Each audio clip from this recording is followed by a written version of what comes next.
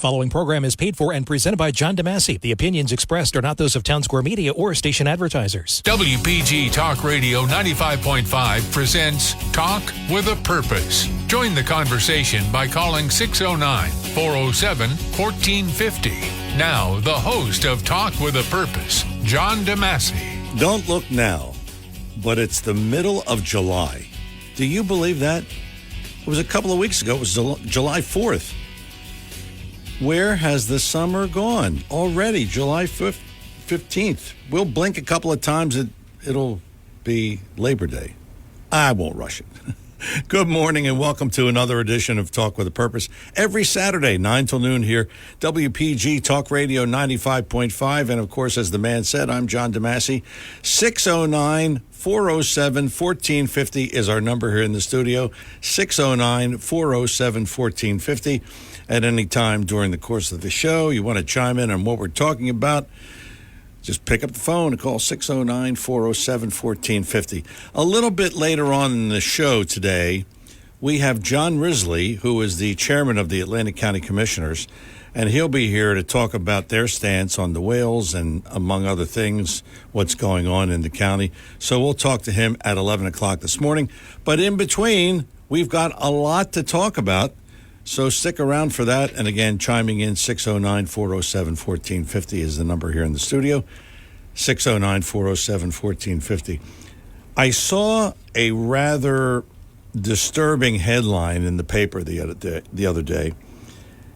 And it said, U.S. inflation lowest in 2 years.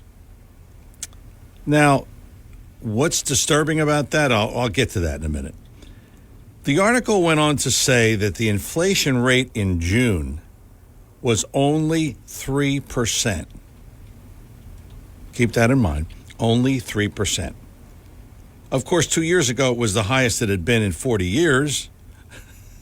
So now it's good. Well, it's not good because if we continue, and hear me out here, if we continue on this downward path, it may be good for people, but it's awful for those of us who do not want Joe Biden in office. Could you see this, another 4 years of Joe Biden?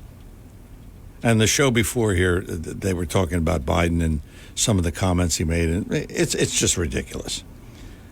If we continue down this path, it's good for us now, but then again, it may not be good because, people, they'll go to the polls and, it's all right. Yeah, the inflation's down. We're doing okay. Because those are the, how could I put this, the uninformed voters? Those who don't like Trump, or even those who dislike Trump, will say, you see, things are turning around. Things are getting better. It's all right. Let's keep Joe Biden in office. No need to change. What? What? There's every reason to change. But that's another story. You see, that's the danger and why I said the deadline or the headline was disturbing. Of course, if the headline would have said inflation was once at 9.8, now it's 3, well, that would probably have the same effect because it's going down. Yeah, Joe Biden's doing better. Right. I don't know about you, but have you checked inflation in the supermarket lately? Have you checked it? My niece she has an aunt through marriage who's 95 years old. She goes into the store the other day, and last month she paid $9 for a dozen raviolis. Okay? Now she looks at the price, and it says $17. That isn't 3%. That's more like 50%. You got it. Hang on. So you see what I'm talking about here. And, of course, Biden with the other things that he doesn't like to mention, or when he mentions that he makes up stuff, the border control, Afghanistan, forgiving student loans, and thankfully the Supreme Court shot that down. But here again, I hear that Biden has come back with some other plan. And it's the same kind of thing, but now if you pay your loan for 20 years, then you'll get forgiven the rest of it. I mean, is this ridiculous or what? And don't ask me what I spent for dinner the other night. Restaurants, have you noticed this when you go out to dinner? It used to be, the average was 75 to 100. You can't get away with most of the better restaurants. You can't get away with $150, $200 for two people. And don't ask me again what I spent for. That was a little ridiculous, but so what? So when you look at certain things, it may be that inflation is down, but inflation isn't down everywhere. Remember, the inflationary numbers don't include the costs of energy and food. How can you? I mean, can you imagine that? Oh, the inflation is down. Well, we're not counting energy and food. So, see, this is what I'm talking about. The uninformed voter just reads the headline, doesn't look deeper, doesn't dig in. I mean, people that listen to this show or listen to Harry or whatever, yeah, they're informed voters for the most part. But it's those other people like my cousin, who would vote for Joe Biden if he were the only one ever to run. She would vote for him. So this is what I'm saying. We really have to organize, because it's looking like, and again, I don't want to be a pessimist, or I don't want to cry wolf all the time, but this is serious.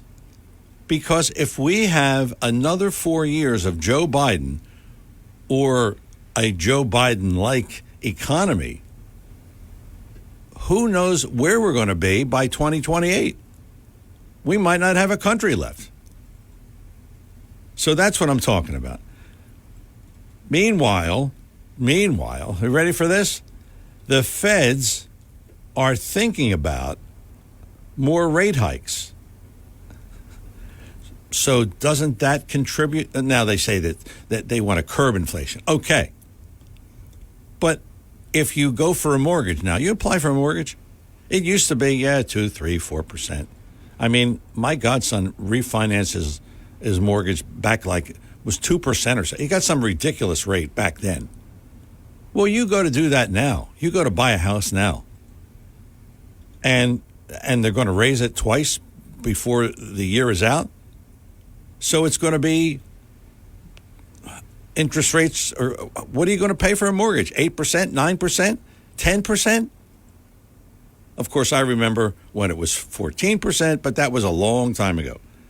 But you see, it's inflation is still there, and it is still there in a lot of ways.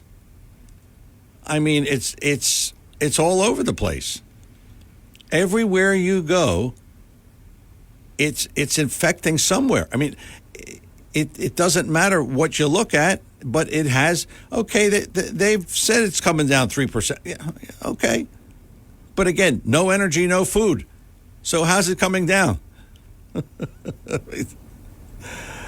And need we talk about gas prices? They're still higher than they were when Trump left office. Aren't they? Of course. So just remember this. We must get out the vote. We must vote for Donald Trump or whoever the Republican candidate is. And that's it. And if you have to hammer home to your friends or to your relatives or to anybody you talk to, all you got to do is say, how much you paying in food right now? And believe me, everybody's going to say more, because it is. And again, it's not in that 3%. So that's my message for today. And with that, we bring in who I know he's going to talk about wind turbines, Seth Grossman, Liberty and Prosperity. Welcome, Seth, and good morning. Welcome to the show. Good morning, and of course, I urge everyone to look up libertyandprosperity.com online, because every time I want to bring up all of these important points, I somehow get distracted, never get to them. So if you go online, you'll see all this stuff posted at the blog. I guess with the economy, we talk about that all the time. And instead of just talking about inflation or high prices, we have to have some basic literacy as to what causes inflation. And inflation is when you have too many dollars out there and no one's producing anything for those dollars. And of course, with all due respect, the inflation we have today started with Trump, during the COVID, when he borrows and spends $7 trillion to basically pay everybody to stay home and not produce anything. So if nothing is being produced and everybody has dollars in their hands, yes, you're going to have inflation. Another cause of high prices is this war against gas, oil, and fossil fuels and nuclear energy. If you don't have enough electricity and basically you're paying people, when we pay stuff to the electric company, it used to be if you paid for a dollar to the electric company, you get $1 worth of electricity.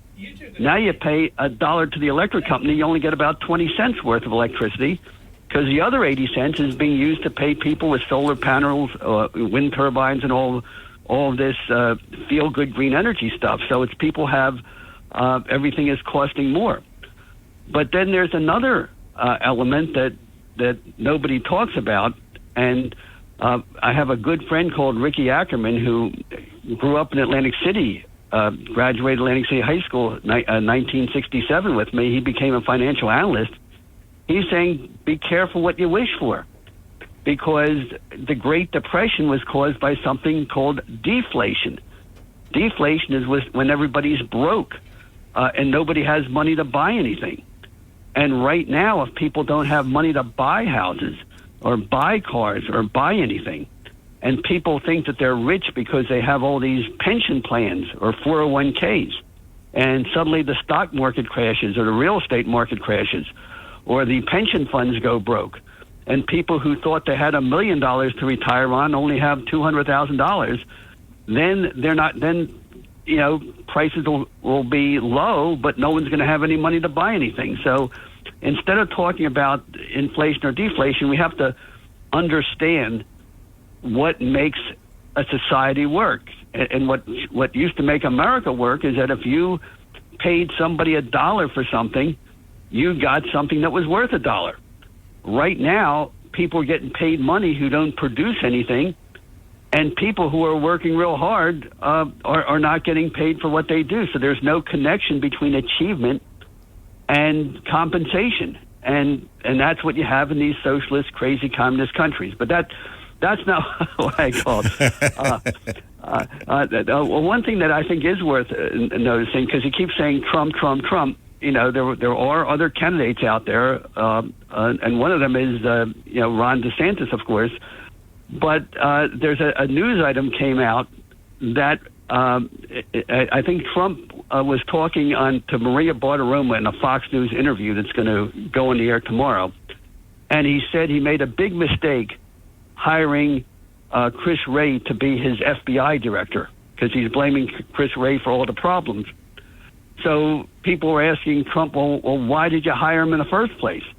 And Trump announced in this interview, well, I did it because Chris Christie strongly advised me to do that. He was my top advisor. And so that goes to the question, well, if Trump was supposed to take on the deep state and get rid of the establishment, why was he relying on Chris Christie to be his top advisor, and why was he hiring people who Chris Christie recommended? But the interesting thing about this is this whole discussion that's just coming out nationwide. Harry Hurley was talking about that 3 weeks ago. And it's amazing how many things that we talk about here in Atlantic City on WPG Talk Radio at the Liberty and Prosperity meetings that we have Saturday 9:30 to 10:30 in Summers Point. We talk about this stuff on a Saturday, and it becomes national news 2 or 3 weeks later. Yeah. And this is just one example of that. Yeah. So, anyway, back to the wind turbines. There's going to be a lot of activity today, and by today I mean Saturday. If you're listening to the program Sunday, we're talking about yesterday. But Saturday, July 15th, there'll be this morning in just about an hour and a half. If you're listening on Saturday, hands across the beaches. There'll be demonstrations against the wind turbines in many beach towns. In Ocean City, it'll be at 14th Street at 11 o'clock. Margate, it'll be in front of Lucy. Cape May, it'll be on Congress Beach. Sea Isle City, JFK Boulevard, Stone Harbor, 96th Street. If you want to know the locations, go to the libertyandprosperity.com website. We have them listed there. Defend Brigantine Beach. We'll be having a fundraiser Saturday, tonight, 5 o'clock at the VFW on 31st Street. Besides these demonstrations, there's all sorts of skirmishing going on. Cities like Ocean City and Atlantic City are not giving permits for the wind turbine companies to bring their cables ashore. The wind turbine people, Ørsted, they're filing lawsuits to force them to do it. So you have all of that going on. But the big issue is, as horrible as the wind turbines will look, the fact that they just do not work. And I won't repeat all the stuff we talked about for the last couple of weeks, other than I'll tell your friend who said, well, don't wind turbines produce electricity? And the short answer is yes, so does lightning. You want to stick a pole in your house and hook it up to your TV and see what happens? The problem with lightning and wind and sun is it comes and goes, and you don't know when it's going to come or when it's going to go. And if you have too much, it burns everything up. If you don't have enough, everything crashes, and you can't store it. There are no batteries big enough. And by the way, I thought it was interesting. Last week, Friday a week ago, in Wildwood, you had 24,000 homes and businesses in the Wildwoods had no power. 8,000 got their power back by the end of the day, but you had 16,000 people had no electric power for 2 full days. And, of course, that wasn't because of power shortage there. It was because they had a failure of power transformers. But it shows where you end up when the priority is not getting the job done. When the priority is, we hire people for diversity. We hire people because we want sustainability. But nobody in the electric company is getting hired because I know how electricity works and I know how to work transformers. I know how to work wires. There's no emphasis on achievement. So how can you have a power failure like that? And it should be front page news. It should be who was responsible, who did something wrong, where's the Board of Public Utilities, who's protecting the public. But you don't even know about it. You just see it, it's mentioned, and then it goes away. But we're doing nothing about it. We just blow up power plants at Beasley's Point. But all this, what happened in a while, that's going to be normal. And to get the word out, I know a lot of people or a lot of groups are doing a lot of stuff about these wind turbines. But I think the only group that is really tying everything together and connecting the dots is libertyandprosperity.com with that postcard we have. And it's not just a postcard. It gives all the arguments of why the wind turbines and the whole green energy program is a disaster.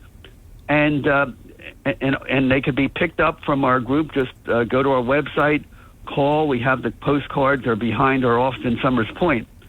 So that's what what we have to do. So who is pushing the wind turbines? Why do we have to spend so much energy to fight them? And the short answer is last year, Joe Biden and every Democrat in Congress voted for something called a $739 billion Inflation Reduction Act. And more than half of that money, or $391 billion, is being paid for these wind turbine projects and other projects like it. And Governor Murphy has a $54 billion state budget. with a lot of this stuff in it, and the Board of Public Utilities approved automatic electric rates and gas rate hikes to pay for all this. So it's billions of dollars that we're fighting. And Phil Murphy said, and we're going to talk about it later, he is definitely for these wind turbines. And he said, well, we're going to come together on this. I guarantee it. Yeah. Yeah. Okay. So basically, one more, just before I forget, on Monday, July 17th, I and 6 other speakers will be at a symposium on the importance of Judeo-Christian values to save freedom, liberty, and prosperity in America. That's posted on our website, and that's also important to show that the connection between, if you have this attitude that all I care about is me, and I'm just going to vote for someone who's going to give me money and take it away from somebody else, democracy doesn't work when you have those kind of values. So that's an important issue. Another important issue, by the way, we talked about it last week, and you'll be interested to see what New Jersey is doing about it. Last July 4th, on July 4th, we had a black man in Philadelphia went on a killing spree, targeting and killing other black men because he said they were a threat to the neighborhood. That was a week ago. A couple of days ago, we had a 19-year-old from Sayreville, Omar Al-Qatul of Sayreville, pled guilty for trying to put together a plot or a plan for Muslims to murder Jews at synagogues and to murder gays at nightclubs in New Jersey, just like the mass murders at the Gay Pulse nightclub in Orlando several years ago.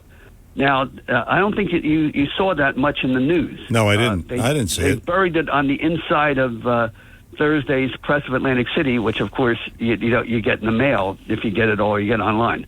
Well, you want to know how? So you have, and of course, these crimes in the black neighborhoods. It's almost every week you read about a young black man, murdering or shooting at other black men, getting arrested. And you have the neighborhoods, blacks in the neighborhoods are terrorizing their own neighborhoods. So this is what Attorney General Matthew Plotkin did, I guess about 3 days ago. He issued a report of how he's dealing with this violence. He issued a report saying that the greatest threat in New Jersey right now is white supremacy. And he goes on, and they have this whole report that white supremacy targets a wide range of communities. White supremacists are seeking to inflict harm on blacks, immigrants, Jews, Muslims, and Asians, Latinos, non-whites, and LGBTQIA. So isn't it nice to know when you have these crimes, a black mass shooter in Philadelphia on a killing spree, and his motive is, I'm scared to death of all these violent young black men that we have here. And then you have Omar Al-Qatul calling on Muslims to murder Jews at synagogues, that we have an attorney general who is doing everything he can to protect us, by fighting white supremacy. Boy, that's really. Oh boy. And of course, I mean, there's just so much at Atlantic City. I don't know if you noticed that the Atlantic City doesn't have a supermarket. Hasn't had a supermarket in several years because there's too much crime, there's too much vandalism, there's too much shoplifting, and the police are ordered not to do anything about it because they don't want to provoke an incident. And so Atlantic City doesn't have a supermarket. So the Casino Reinvestment Development Authority, which taxes casinos, came up with a plan to pay ShopRite $18.7 million to open up a supermarket in Atlantic City. And ShopRite said even that's not enough money for us to make money with all these losses.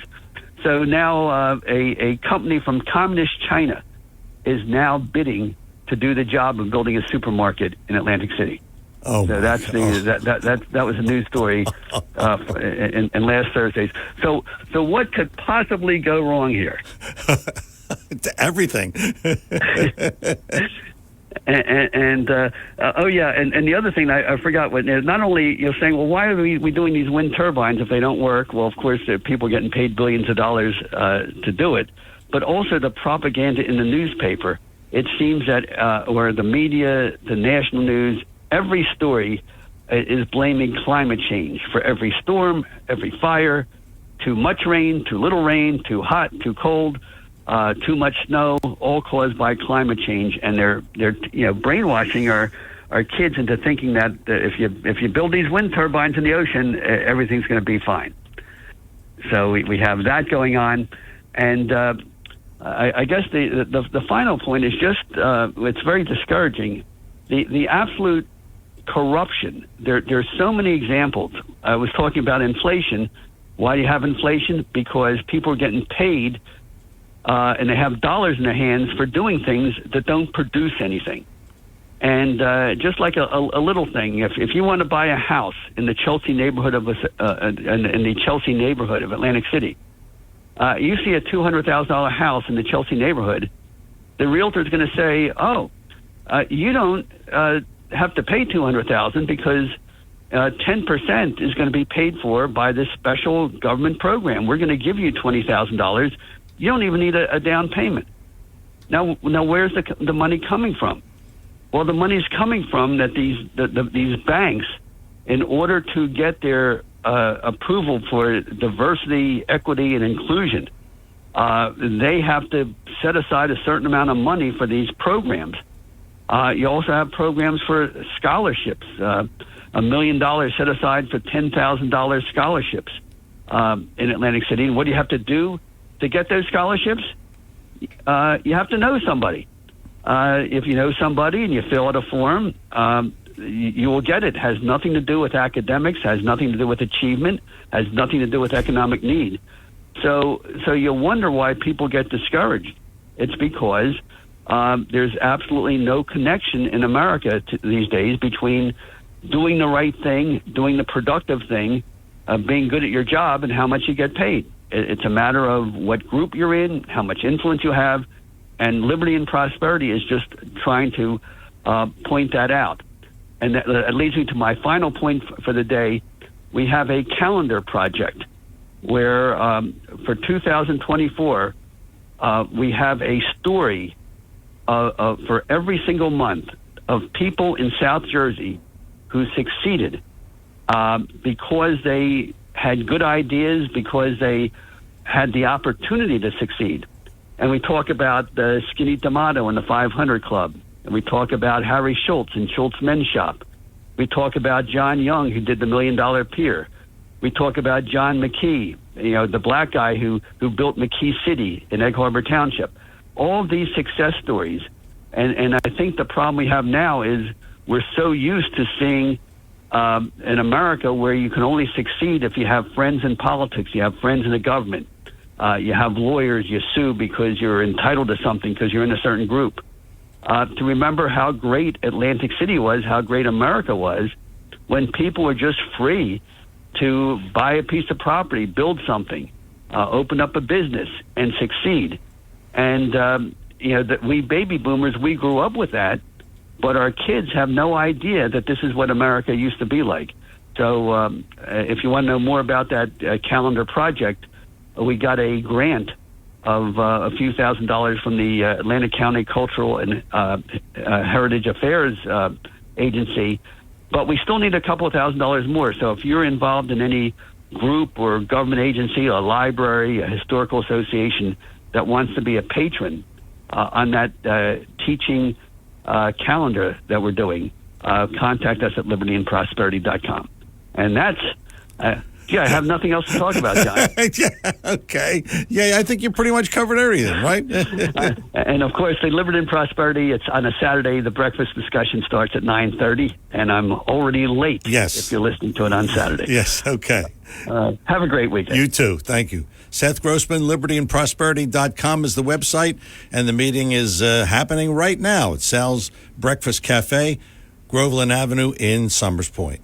I'm John DeMasi. We have a lot to talk about here, and we will talk to Bob, John, and Craig, and maybe you at 609-407-1450. Coming back, more Talk with a Purpose in just a moment. When it comes to you and your family's financial wellness, there are so many things to talk about. We could go on forever.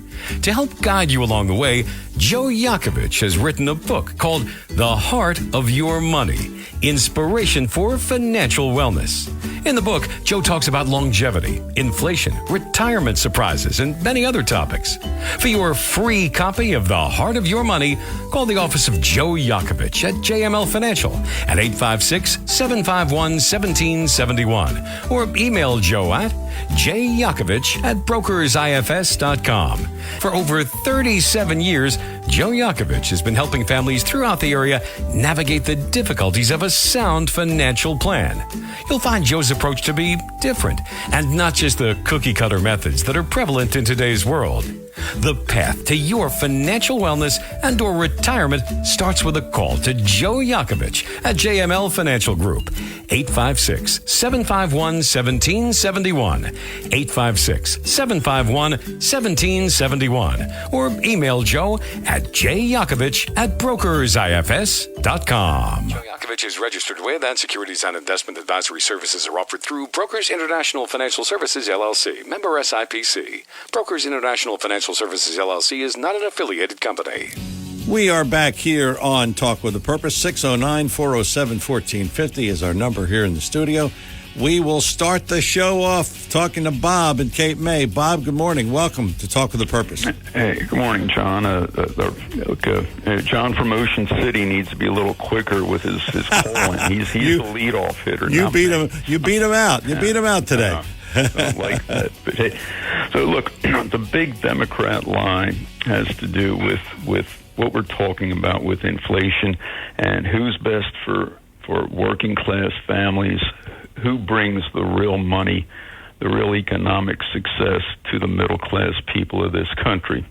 And the big lie and President Trump plugs Biden. He lets the Democrat communists, he let them get away with this big lie in the first debate, which was really damaging to President Trump. It was very, very damaging. And Chris Wallace was biased. He was part of the problem, no doubt about it. But the big lie I'm pointing out is that the real wages for Americans under President Trump, the truth is that they doubled. Real wages, meaning the wages that you make less the inflation rate. That's what is defined as your real wages. Under President Trump, they more than doubled versus the 16 years of minuscule wage increase or actually stagnation under Bush and Obama. And unfortunately, I guess President Trump had COVID at that first debate. But again, there was no reason to let Biden get away with that big lie. And the big lie was that the Democrats and Biden, Biden said that he's going to institute a fair tax system to make sure the wealthy pay their fair taxes. And look, the truth is, as I said, is that wages grew under Trump. Under Biden, real wages are down. That's the economic scorecard that you have to evaluate a politician by. Wages are down. And I can tell you that, yes, inflation maybe is going down. It is going down. But at what cost? I mean, when the Fed increases interest rates, then you get less and less economic activity. That's always a fundamental of their economic policy. That's always a danger. And I can see, look, the tourist industry is always the first domino to fall in a recession. Yep. That's because it's discretionary spending. That's it's right. Spending you do not have to do. And, John, as you mentioned, your experience with restaurants. Well, it's true of all the industries here at the Jersey Shore and really nationwide. We all got very complacent. We raised our rates. We had record years because of COVID. We had no competition. Nobody went to Europe. Cruises did not exist. The Caribbean was out of the picture. So we all raised our rates. We all thought the good days will never end. Well, guess what? They are ending. This year in Siesta Key in Florida, rentals year to date are 20% off. Cape Cod, 20% off. Wow. My rental agent in Rehoboth Beach told me this spring. She said, Bob, Beach Block is okay. We're okay on the beach block where the most desirable rentals are, but anything off the beach block is down almost catastrophically. Wow. That was kind of a wake-up call for me. And, John, it's you get sticker shock. And look, I'm somewhat responsible for it, too. We raised our rates quite a bit. We brought them down because I could see kind of the handwriting on the wall here. Yeah. But it's sticker shock. You go to a restaurant. I mean, my God. Oh yeah. My brother-in-law took us out to dinner in Avalon, nice Italian restaurant. That was good. It was good food. But man, Bill, he got the bill, and oh boy, it's like it was a lot of money. Just put it that way. So bring your own alcohol, thank heaven. But what I'm trying to say is that just things are becoming unaffordable. Yes, really are. That's right. That's right. And we. I just think we better be careful here. And look, I think the other shoe is going to fall. I think we are going to have recessionary problems coming in 2024, and I think Biden is going to get hurt by it. But let's see what happens. Well, I hope he is, but I'm just worried now because of when I see this headline. Oh, people read that. Things are all right. Well, no, they're not. And like you said, restaurants, tourism. I mean, that's the backbone of New Jersey, and you're experiencing that yourself. Yeah, we're down. We're down. I mean, not drastically down, but we're down, and it could be a lot worse. And look, we passed the competitor's property that was just off the beach here yesterday when we at around 11:30 at night, and his parking lot was, I think he had 7 or 8 cars. He's got like 30 units. Yeah. So that late at night, your parking lot should be filled. That's right. Always a sign. That's right. Okay. We just got to keep the pressure on to vote Republican and whoever the candidate is. Bob, thanks for the call. Appreciate it. 609-407-1450 is the number here. Talk with a Purpose, Saturdays 9 till noon, WPG Talk Radio 95.5. I'm John DeMasi. We have John, we have Craig, we have Pete, and maybe we'll have you at 609-407-1450. I'm John DeMasi, back with more of Talk with a Purpose in just a moment. It is that time of year again. Well, it's July, and it's hot, and it's time for Best of the Press. That's right. And what we're doing right now, BF Mazzeo would like you to nominate them for Best Produce Store and Best Gift Baskets. Well, Best Gift Baskets. I mean, who's better than BF Mazzeo? And all you have to do is go to this website, pressofatlanticcity.com/contests. That's it. You go there and you nominate us for Best Produce Store and Best Gift Baskets. BF Mazzeo, the finest fresh fruit and produce you'll find anywhere. You shop there, I shop there, we all shop there. And you just go in and you just see so many delicious things. And I'll tell you, and I've said this before, I've done the comparison of many things at the supermarket versus many things at BF Mazzeo, and BF Mazzeo always wins. I had a couple of peaches the other day that were so juicy. Can you just feel me biting in to the peach? Yeah, you can feel that, all right? So it's all right there. BF Mazzeo, 601 New Road in Northfield, and online at bfmazzeo.com. And we should tell you that they now have catering for all occasions. And if you're doing the barbecue, and I've got a bunch of people coming over Friday, and I will take advantage of that. the sides for your barbecue. Potato salad, coleslaw, macaroni salad, you name it, they've got it. BF Mazzio, all of your catering needs, whether it's a holiday or not a holiday, they've got it there for you. BF Mazzio, 601 New Road in Northfield. And again, nominate us for Best of the Press. And again, the website, pressofatlanticcity.com/contests. Nominate BF Mazzio for Best Produce Store and Best Gift Baskets. We're coming back with more Talk with a Purpose in just a moment. If you're interested in driving one of the finest automobiles on the market today, then you'll want to check out all of the fabulous new and pre-owned Lexus at Lexus of Atlantic City. Lexus of Atlantic City, 3169 Fire Road in EHT. Driving a Lexus is like no other vehicle on the market. Test drive one for yourself at Lexus of Atlantic City. Whether it's new or pre-owned, you'll be more than satisfied. In fact, Lexus is consistently #1 when it comes to customer satisfaction. Visit Lexus of Atlantic City, 3169 Fire Road in EHT.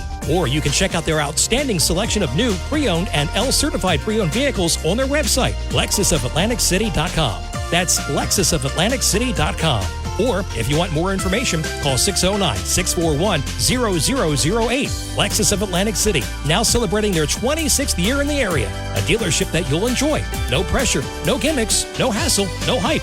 Lexus of Atlantic City, 3169 Fire Road in EHT. And remember, always online at LexusOfAtlanticCity.com.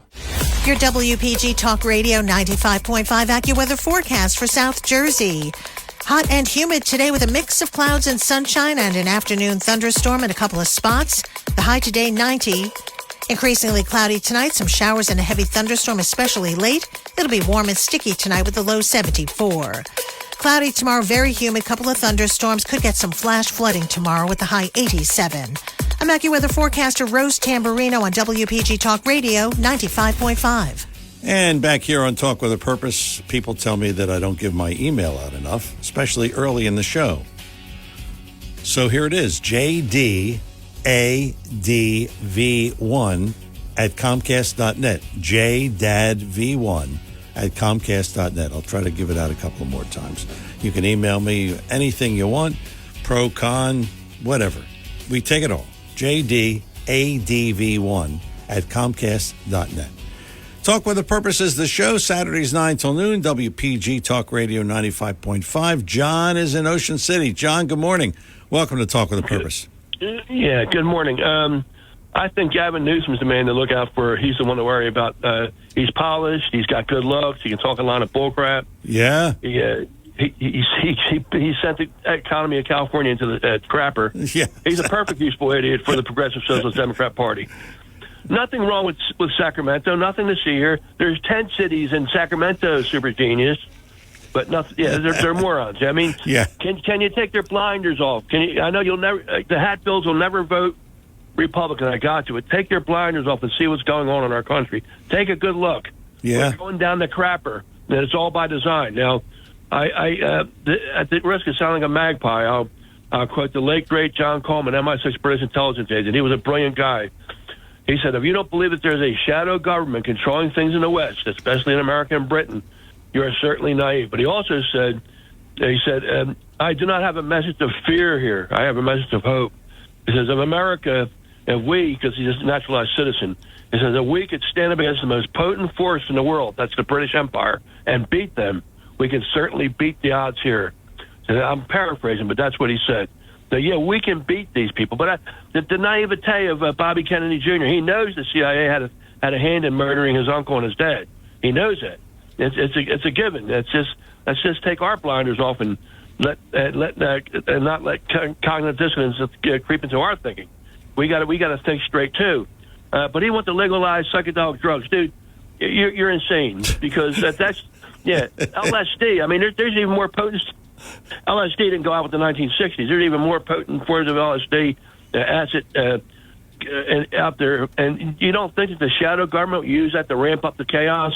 Of course they will. We're at war here, and it's what's it called? Quiet.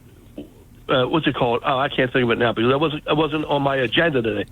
But it's quiet weapons for silent wars, and that's it's just as real as Pearl Harbor getting bombed, but they attack us from the shadows they attack us and they pull back their hand so we can't see it. But if we can identify, just identify what we can see. Yeah. We can identify. Yeah. We can identify what we see. But can you see that the Democrat Party is being used as a tool to destroy America? Can you or can't you? Yeah, I can see it. Yeah. Yes, absolutely. So we need to make sure we get our vote out, but we have to make sure it counts this time. I don't want to see that same crap that happened in 2020 happen again. Yeah. Thank you. Bye. All right, John. Thanks for the call. Craig in Northfield. Craig, good morning. Welcome to Talk with a Purpose. Yes, this is the Donald J. Trump Collection Agency for.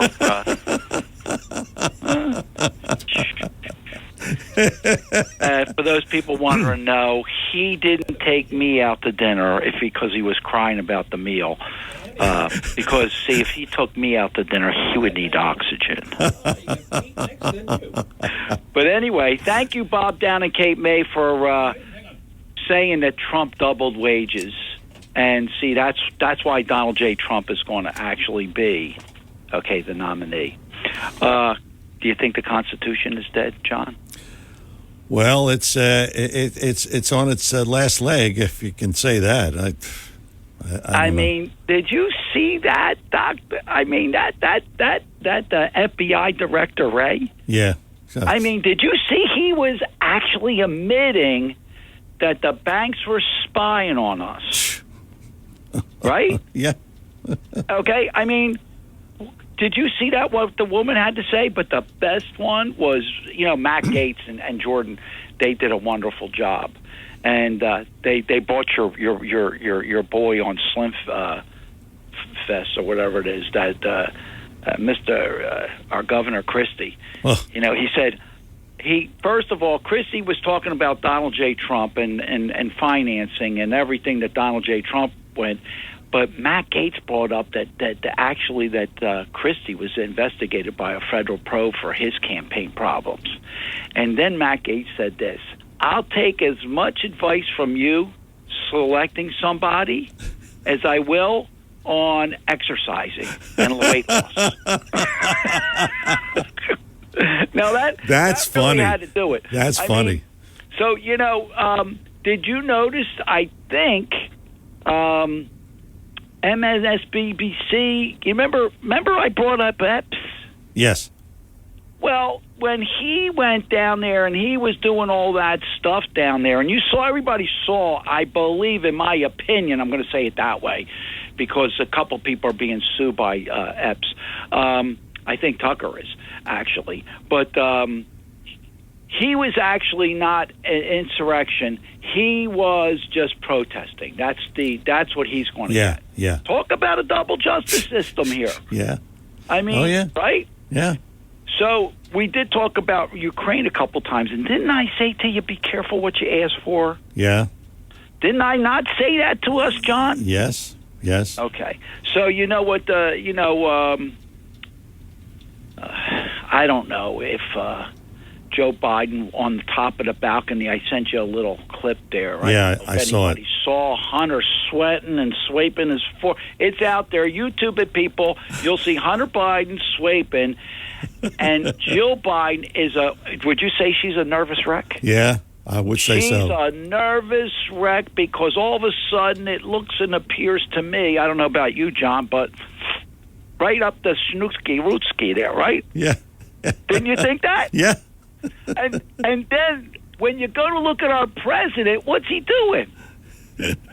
He was laughing. He's laughing, in my opinion, why his son just took a snort right on the top of the balcony at our White House. Yes.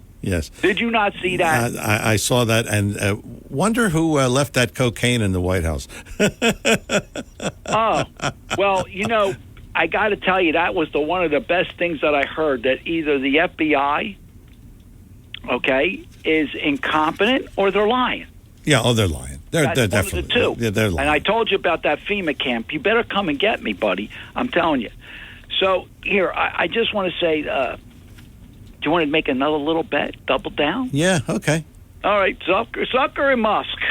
Who do you think's going to win the boxing match? Come on, Daddy-O. I would say because he'll be. First, I just want to say something. Did you see Zucker? He's as built as JFK Jr. Yeah, he is. Oh, yeah. I'm a little nervous. But no, that doesn't mean anything. That doesn't mean you know how to fight. No, I didn't say it did. Yeah, so I'm going to go with Elon Musk because he's smarter. You're leaving me in a corner over here. I mean, I don't want to. I mean, I really didn't. I thought you were going to go with. Thought you were going to go with the Z-Man there. No. And I was going to go, well, thank God, because, at least he picked a man that has to sit on a cushion to look like 4'8". Now you're on the hook for maybe a $300 dinner. No. It would be a break even. Okay, maybe. yeah, all right. All right. Where are you eating for $300? McDonald's. No. John, I'm going to say something to you. What it costs to go out to dinner in a casino, people were going out to dinner, and that was what it cost to rent the room for the week. Yeah. And that is the truth. And I just want to say something also, and then I'm going to cut. I'm going to go off. It's a little bit of a commercial for you, so it's okay. Okay. That Lexus, I sent you a picture of the new Lexus SUV. Yeah. Did you see that? Yes. And I want to say, people, I know John brags about the Lexus, but I got to tell you, I did have one of those GL, the big, not the big wagon, but a wagon, and I bought it stripped. But I got to tell you, I drove it for 7 years. Yeah. And traded it in, and the check I got, my mouth dropped. I was happy. That's right. I was happy. That's right. It holds its value. Yes, it really does. Yes, it does. Yes, Craig, it does. as always, thanks for the call. Appreciate it. Talk with the Purpose of the show, Saturdays 9 till noon, WPG Talk Radio 95.5. We have Pete and we have Andy and maybe you at 609-407-1450. And looking at the clock, wow. Hour number 1 rapidly coming to a close. We'll have some final thoughts after these words. When it comes to you and your family's financial wellness, there are so many things to talk about. We could go on forever.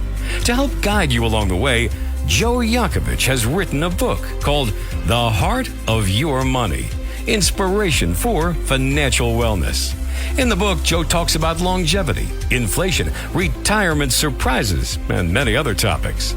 For your free copy of The Heart of Your Money, call the office of Joe Yakovich at JML Financial at 856-751-1771 or email Joe at jyakovich@brokersifs.com. For over 37 years, Joe Yakovich has been helping families throughout the area navigate the difficulties of a sound financial plan.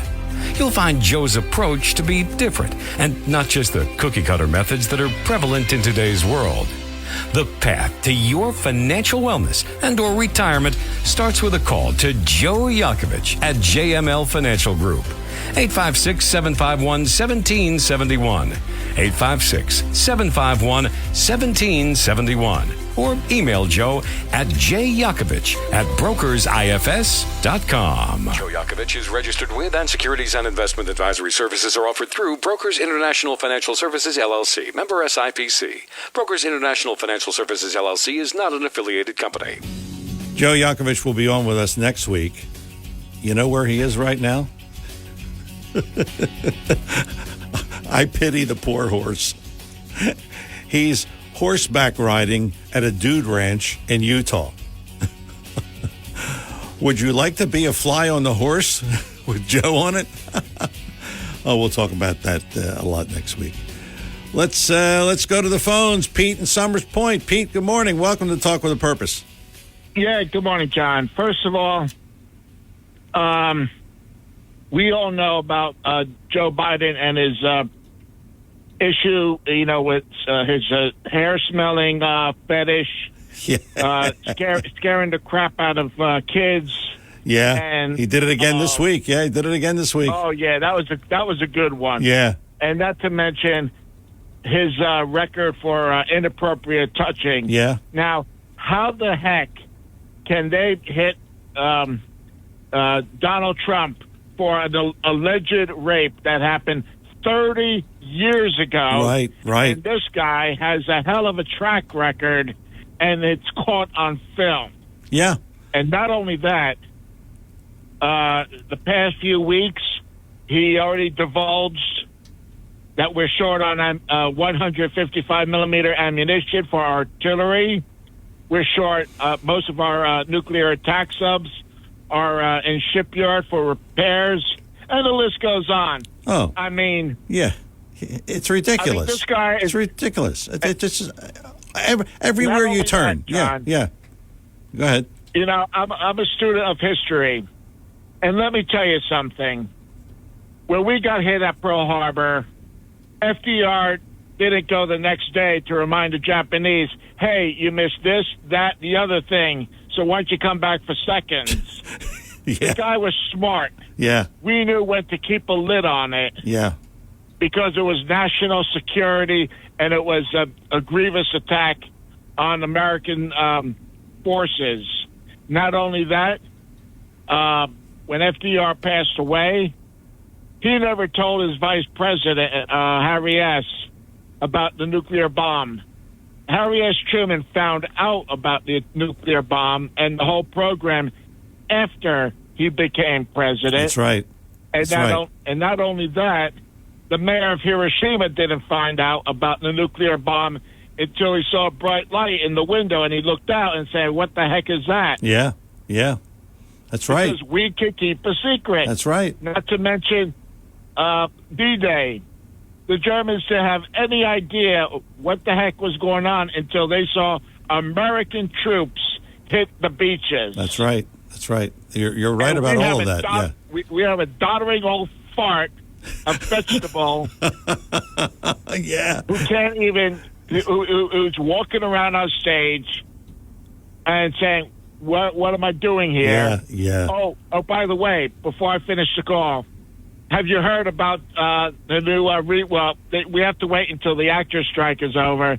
They're doing a remake on Frankenstein, and they asked John Fetterman to play the title role. That's a good one. Pete, thanks for the call. Ended up with a good joke. Talk with a Purpose is the show. Saturdays 9 till noon, WPG Talk Radio 95.5. Hour number 1 in the books. Hour number 2 on the way. Don't go away.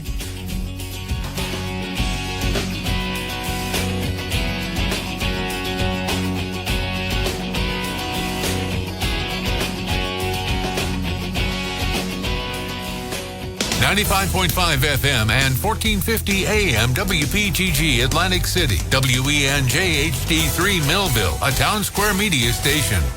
WPG Talk Radio 95.5 presents Talk with a Purpose. Join the conversation by calling 609-407-1450. Now, the host of Talk with a Purpose, John DeMasi. Hour number 2, Talk with a Purpose, every Saturday 9 till noon, WPG Talk Radio 95.5. I'm John DeMasi.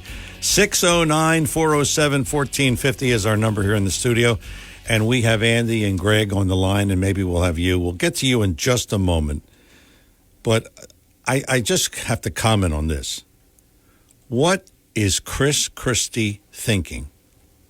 Did you hear what he did?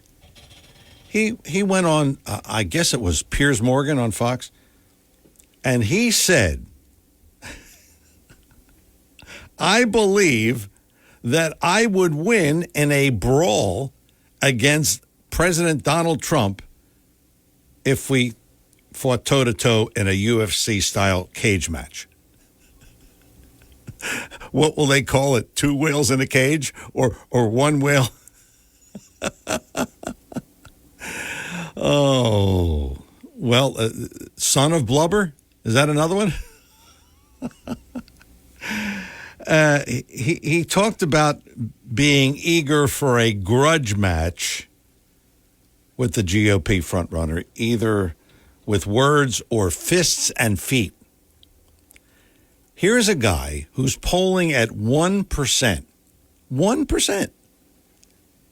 So he's trying this. What, does he think this is going to gain him votes? Maybe with the people that love UFC fighting. I have a client that shows all the UFC fights on their big screens. So maybe we'll see Chris Christie on the big screen. Hey, I would promote that pay-per-view. Can you imagine? I mean, he's not talking about policy. I'm going to beat him in a brawl. I'm a tough guy. I don't know who's advising him. He gave Trump some lousy advice when he was his advisor. Who's advising him now? Manny Pacquiao? Or any other fighter? I just had to pass that along to you in case you hadn't heard it. But the Republican debate is coming up August 23rd, so you may want to watch that and see how Chris Christie does if he brings his boxing gloves. Let's go to the phones. Andy and Brigantine. Andy, good morning. Welcome to Talk with a Purpose. Good morning, John. It's a great day in Brigantine. Yes, it is. You know, John, the only way you can see Chris Christie is on the big screen. You can't watch him on your phone, for God's sake. Hey, they're going to do a documentary on the investigation into the cocaine at the White House. Yes. And it's called Whose Line Is It Anyway? Hey, we're getting some good jokes today. Yeah. We could go on for minutes. So Donald Trump, the Democrats, they don't fix problems. Why? Because problems benefit the Democrats. Yep. How else can you encourage people, entice them to vote for you to make their lives better unless your life sucks? Yes. So the Democrats have a vested interest in making people's lives suck. Otherwise, they wouldn't be able to dangle the carrot in front of them to make their lives better if you vote for us. And they proved that over the past 60 years with the black community. Yeah. They promised for 60 years to make their lives better, but the black community, by and large, is complaining about the same things now that they did 60 years ago. Yes. But that is by design. So here's what happens.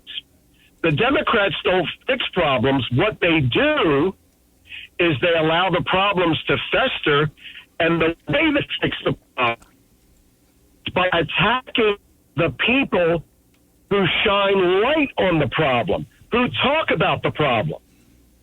So if you have a guy like Donald Trump talking about the border or talking about this LGBTQ filth, what you do is you shut that person down who's talking about the problem, and then the problem doesn't exist because talking about it.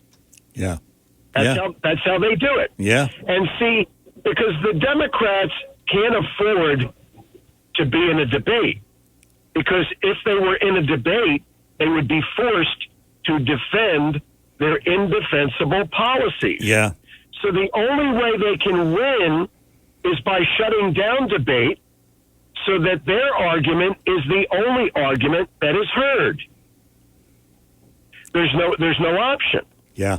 And you have a good percentage of the population who will simply believe what they are told, and they will do what they are told. Yes. We learned that with COVID. Now, this LGBTQ stuff, I guess it was a great quote by Fulton Sheen, and he said words to the effect that any institution that is married to what's popular in the age will find itself a widow in the next age. And I think of that with the flags over the White House, the gay pride flags, and all of this. Yeah. They are, John. This new movie about what's it called? Freedom. What the heck's it called? This new movie that's out. It's called Sound of Freedom. Okay. So, John, this movie is being trashed by the left. Sound of Freedom.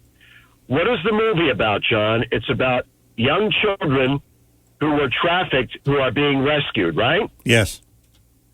Now, the same people who are trashing this movie about young children being rescued from traffickers are the same people who praised, who lauded, who heralded the movie called Cuties. Do you remember Cuties, John? No, that I don't remember. Refresh my memory.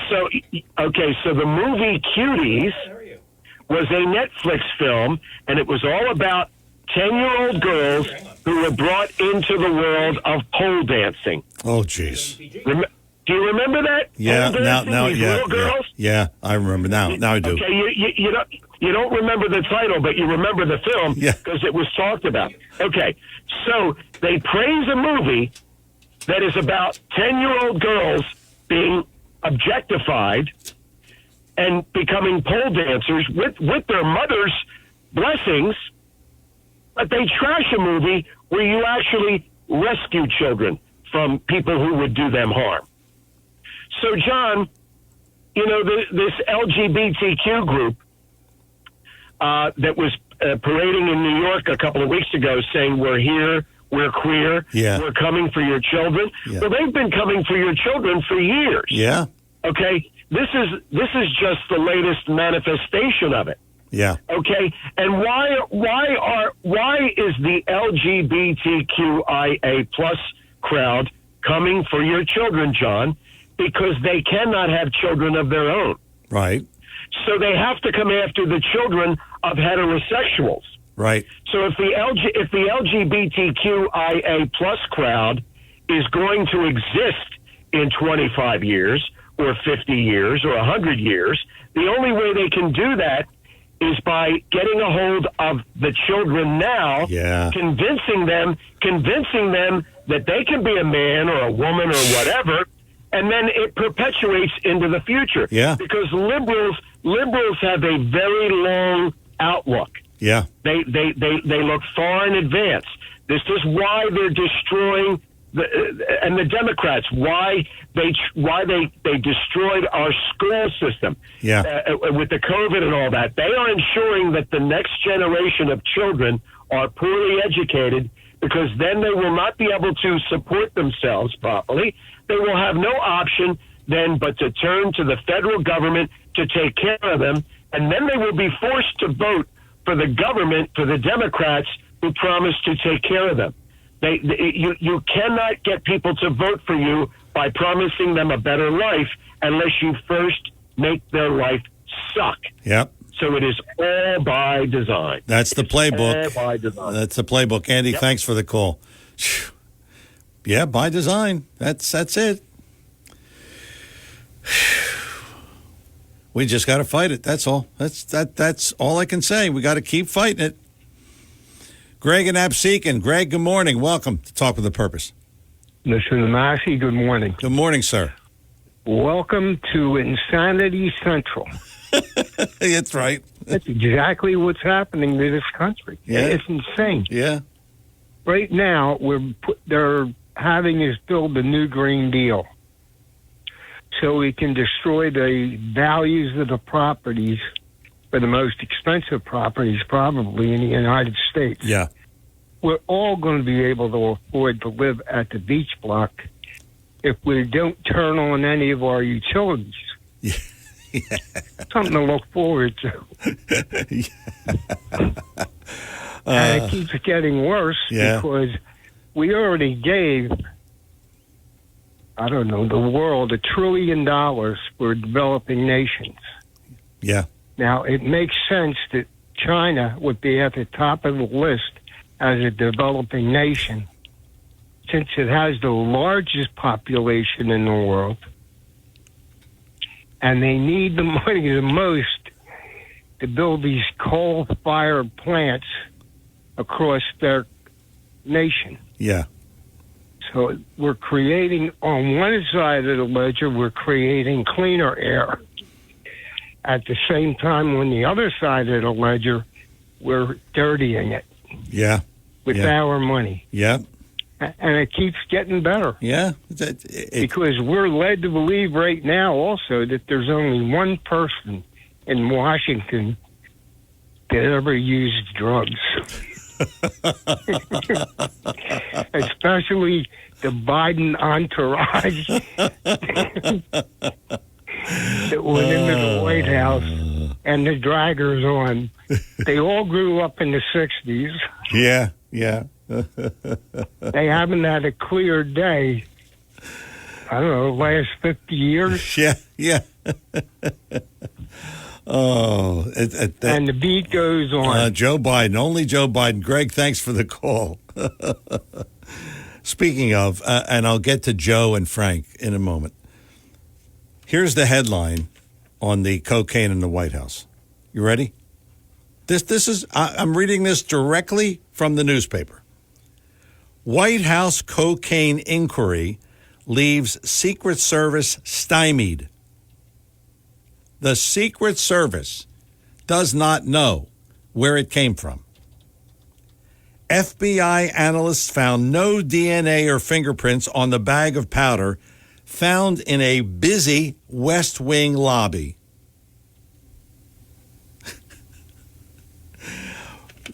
I'm telling you, they know exactly. Of course it was Hunter. Who else could it be? No fingerprints, no DNA. We just don't. Heavily trafficked West Wing lobby with all the cameras and all of the stuff, all of the security, and nobody knows who left this there. Of course, they're not saying it's Hunter. Who else? Joe in Smithville. Joe, good morning. Welcome to Talk with a Purpose. John, good morning. How you doing? I wanted to. Pretty good. So I was looking at this hands across the beaches thing, and I thought, well, maybe I'll go to that. You know, I agree with what I hear you guys tell me on the radio and everything. Yeah. And I told you I'm really busy. I'm working 2 jobs. I don't have time to be involved as much as I used to. But I thought, all right, so I started Googling some stuff, right? Do you know Chris Brown's former chief of staff, Tom Suther, is the partner relations manager for Orsted? No, I didn't know that. Okay, you can Google that, so excuse me. But, I mean, Chris Brown is curiously absent from this conversation. I mean, with the, say no to North Jersey casinos, where's his voice on that? Yeah. Are there other, if Tom Suther's there, do other local Republicans have money invested in Orsted? I mean, I'm making some speculation, but that just blew me away. That the last Republican senator before Palestina, that his chief of staff is the partner relations manager for Orsted. Yeah. And it hasn't been brought up. I haven't heard that. Maybe I missed it. No, you. I believe you, but there's definitely a feeling, at least I get the feeling, that, and I said this last week, that we can have all the protests we want. And Seth Grossman said, no, keep protesting. But it's like a foregone conclusion that this is going to happen. Now, we got John Risley on, the Atlantic County chairman of the Atlantic County Commissioners, and he's going to talk about it. But the problem is that there's just too many politicians, I think, that are against us. And one of them, of course, is Phil Murphy. He is definitely for this. You know, he's saying, I agree. I know the Democrats are pushing it. I was just really surprised to see that, whoa, we got Republicans on Orsted. I mean, the chief of staff from Chris Brown, I just blew my mind. And they're fighting against it. I really like Seth Grossman. I really enjoy listening to him. I think he makes a lot of sense on what he says. It can't hurt to keep protesting, but I'm just going into work today because, you know, it's Bidenomics. So I work 6 days a week and plus have a second job at night. Oh, boy. On the weekend. Man. Yeah, it's Bidenomics, buddy. But, hey, as I said last weekend, anybody but Trump on that Republican ticket, I'll pull it for. Okay. Thanks a lot for the call, Joe. Well, I don't know anybody but Trump, but I don't know. Do you want to? Now, here he's saying, thank you, Joe Biden, economics. 2 jobs? 2 jobs? When he used to work 1? So what do you want to do? If Trump is the nominee, I mean, come on, it's a no-brainer. I don't know. I'm John DeMasi. It is Talk with a Purpose, Saturdays 9 till noon, WPG, Talk Radio 95.5. We'll talk to Frank after the break, and maybe we'll talk to you at 609-407-1450.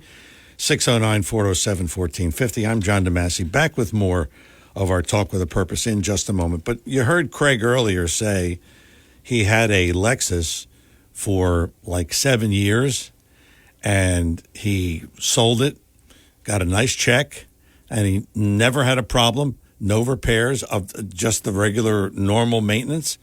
Well, that's kind of the situation with any Lexus. At least all of the ones I've had, they just don't break down. Lexus of Atlantic City is the place, 3169 Fire Road in EHT. It is the Golden Opportunity Sales Event happening right now at Lexus of Atlantic City. And what does that mean for you? Well, it's the golden opportunity to pick up a Lexus, courtesy of Lexus of Atlantic City. We were talking the other day. I was talking to my niece's father-in-law, and he had a Lexus, and he's sorry he traded it in. And he said, well, why don't we tell Helen to sharpen her pencil? We're going to have... We're going to give her an opportunity to sell 2 cars. So, Helen, sharpen your pencil. We'll be over soon. Lexus of Atlantic City, again, 3169 Fire Road in EHT. aclexus.com is the website, aclexus.com. You'll see all the models there, new and pre-owned. And you can go pre-owned. Let's face it, they hold their value. And, there's nothing wrong with a 17 or an 18 model or a 19. There's certainly nothing wrong with that. And they hold their own when it comes to value. Lexus of Atlantic City is the place, 3169 Fire Road, EHT. Again, the website, aclexus.com. And stop in. Ask for Helen, and tell her she better take care of you, okay? Tell her John DeMasi sent you, all right? We are coming back with more Talk with a Purpose in just a moment. I'm Seth Grossman for LibertyAndProsperity.com. Traffic backs up a lot on Atlantic Avenue in Margate and West Avenue in Ocean City these days. These streets now have only 1 lane of traffic in each direction instead of 2. Woke Democrats in Washington and Trenton call this a road diet. They bribe towns to do this by paying for new streets. They want to punish people who use cars. They hate when Americans are free to drive where and when they want. They want us to live like we're in China. This is against our Constitution. But who complains when somebody else pays for something we want? That's why our federal government is now $31,000 billion in debt. Our dollar has less value each day. Learn the details and what we can do about it. Visit LibertyAndProsperity.com. Help us reach more people. Join our weekly breakfast.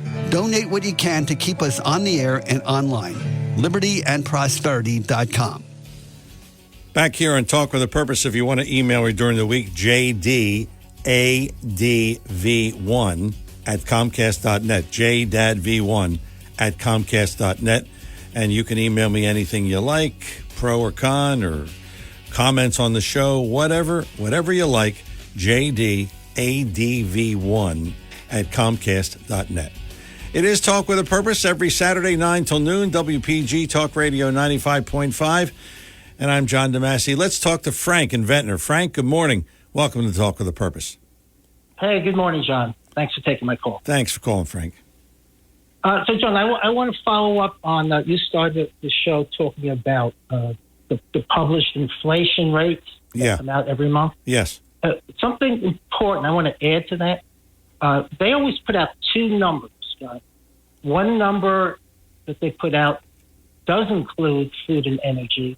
And then there's a second number that they put out that does not include food and energy. So, yeah, the first one is it's called the headline number, CPI, Consumer Price Index.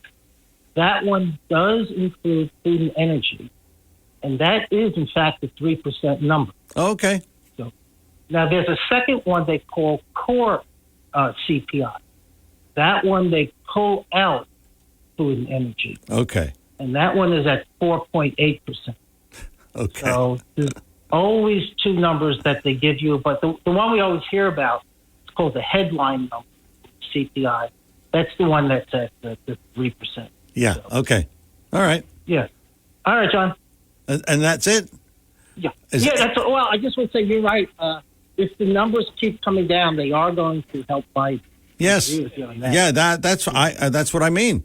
And that's a killer, because the people don't think about anything else. I mean, let's face it, you're paying more in the supermarket, aren't you? Absolutely. See, yeah, definitely. And these numbers starting really for economists to figure out, it's more of what we call a misery index that we don't see in these numbers. Yes. But just for what economists use, they are always two separate numbers. So it is, in fact, down to 3%, no matter how. I mean, it is favorable for Biden. It is down to 3%. Yes. But then again, this is the same. These numbers we reported the same way on Trump. It's just a fact that you have to accept that these are what the numbers are. Yes, that's right. Thanks for as always, Frank. You're keeping us real, keeping us honest. Thanks a lot for the call. Bob and Cape May. Bob is back. Bob, good morning. Welcome. Hey, good morning, John. Look, the Fed doesn't really focus on the complete, the total inflation rate. They focus on what John just mentioned.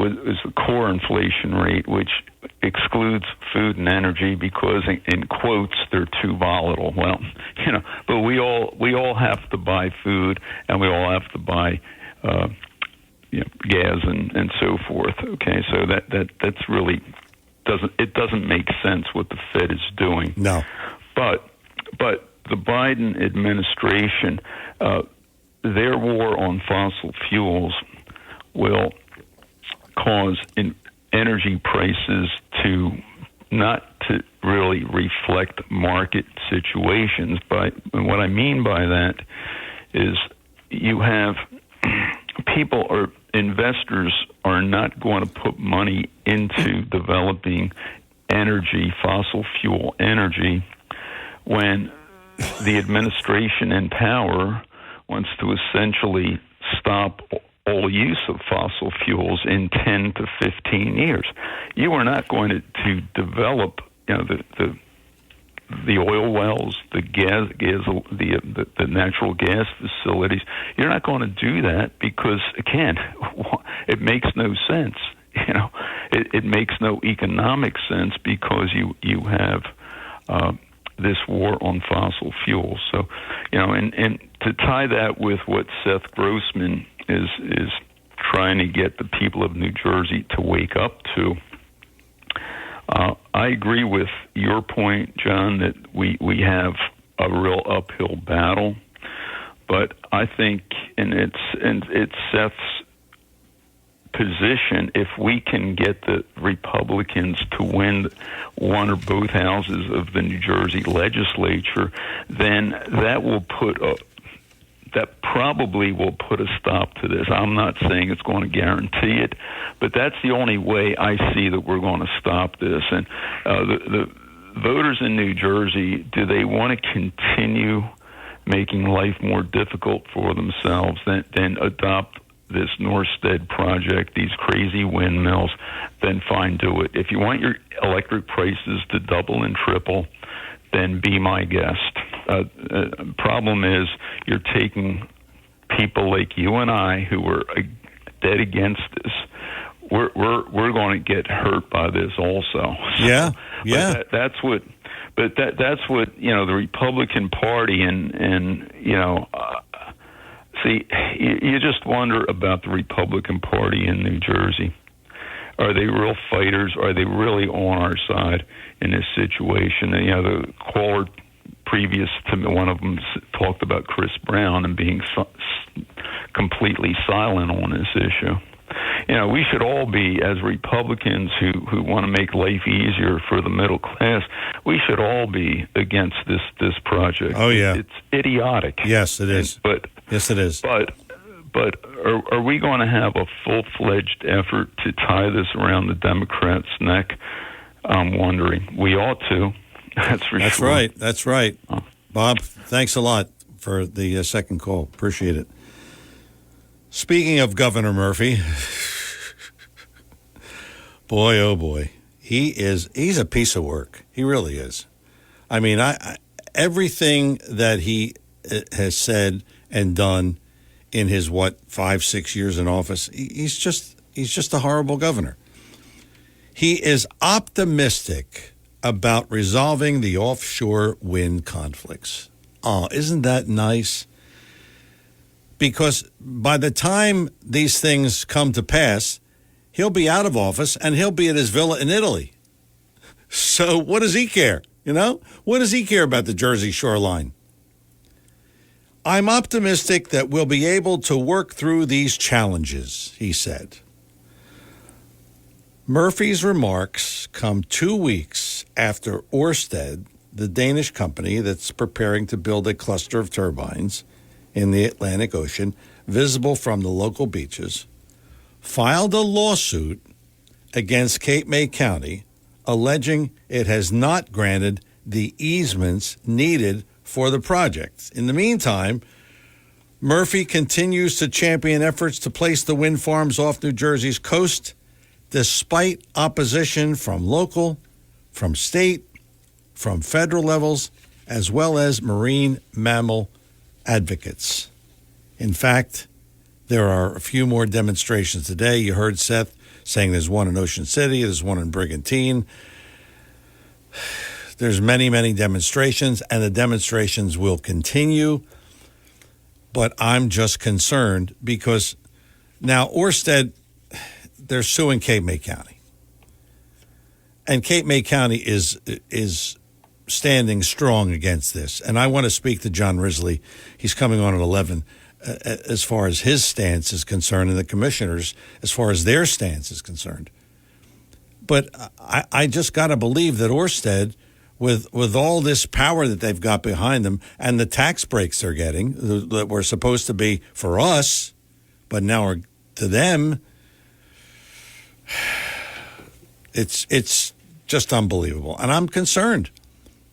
Could you see you're sitting on the beach, and pick your beach, your favorite beach, and you're sitting there and you're looking at a bunch of wind turbines. Can you see that? That's like taking a Rembrandt or a Van Gogh and just taking a paintbrush and just splattering some paint on it. Kind of what I see is the same thing. Would you do that? Of course you wouldn't. But they're doing it here. And just the aesthetics of the beach and the shoreline, which is the lifeblood of our tourism. I mean, people come here to go to the beach. I mean, I see them. Look, I live in Brigantine. I see these, and you can tell right away. They're not from Brigantine. Here they go. They got the wagon, and they got the boogie boards, and they got the chairs, and they got a boatload of stuff that they're taking to the beach. Why are they doing all this? Because they don't have a beach where they are. Makes sense, doesn't it? So now you're going to destroy that? It doesn't make any sense to me. Wind turbine, well, they're going to make money. And the people that are going to make money aren't going to be here to see this. So that's what I'm talking about. So continue the protests and continue with what we're doing, and we'll see where this goes. But I just don't have a good feeling about all of this. Talk with a Purpose is the show, Saturdays 9 till noon, WPG, Talk Radio 95.5. A rare moment in the show where we have some open lines at 609-407-1450. So if you want to get in here, good time to jump in and comment on anything you want to talk about. 609-407-1450. I'm John DeMasi. More Talk with a Purpose in just a moment. The market is up. The market is down. I know from day to day, there's a fair amount of volatility. You worry, I worry. We all worry, but not so much when you have a sound financial plan that doesn't depend completely on the market. Hi, I'm Joe Yakovich with this Money Minute. You'll find some real insights in my new book, The Heart of Your Money, Inspiration for Financial Wellness. In this book, I explain in detail how I approach financial planning, retirement, insurance, and many other topics. For a free copy of my book, the heart of your money, simply contact my office at 856-751-1771. That's 856-751-1771. Or you can email me at jyakovich@brokersifs.com. I'm Joe Yakovich with This Money Minute, and thanks for listening. Want to save money in these inflationary times? Write this number down, 855-910-1246. 855-910-1246. Text your number to that number, and you'll be part of BF Mazzio's Text Message Club, where you'll receive specials and coupons that will save you money. BF Mazzio, the finest fresh fruit and produce you'll find anywhere. Gift baskets, catering for all occasions, and more. 601 New Road, Northfield. Online at bfmazzio.com. For this afternoon, going to be hot and humid. Times of clouds and sunshine with a thunderstorm in a couple of spots. Stay hydrated. Highs going up to 90. Increasing clouds with a couple of showers and a heavy thunderstorm, especially late tonight. Warm and humid, low 74. Considerably cloudy tomorrow. Very humid with a couple of thunderstorms. Could cause flash flooding. High 87 to wrap the weekend. I'm AccuWeather's Ruth O'Brien on WPG Talk Radio 95.5. And we are back here on Talk with a Purpose. In case you missed today's show, well, you can catch it tomorrow. Our Talk with a Purpose replay, 5 until 8 every Sunday. Or you can do this. You can Google John DeMasi podcasts, and all of the shows come up. I think we have almost 200. Right. So just Google it, and you can listen anytime you want. How about that, huh? Talk about on demand. You think television has it on us? No. We got it here on radio, too. Google John DeMasi podcasts, and all the shows come up if you don't catch it on Saturday or on Sunday from 5 until 8. Talk with a Purpose is the show. Saturdays 9 till noon. WPG Talk Radio 95.5. Mike is in AC. Mike, good morning. Welcome to Talk with a Purpose. Good morning, John. A couple things.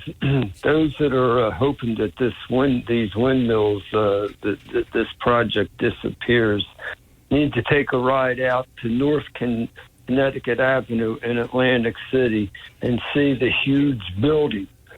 See the huge building that's going up out there from this windmill company. Oh, I didn't know that. Oh, it's under construction now, and it's pretty well along there. And they won't be putting millions and millions of dollars into building this building if they thought there was any chance of, something happening with this project. Yeah. It's going up. You should take a ride out there and look at the size of this property going up out there. All the neighbors, protested against it, but that didn't do them any good. Of course not. Number two.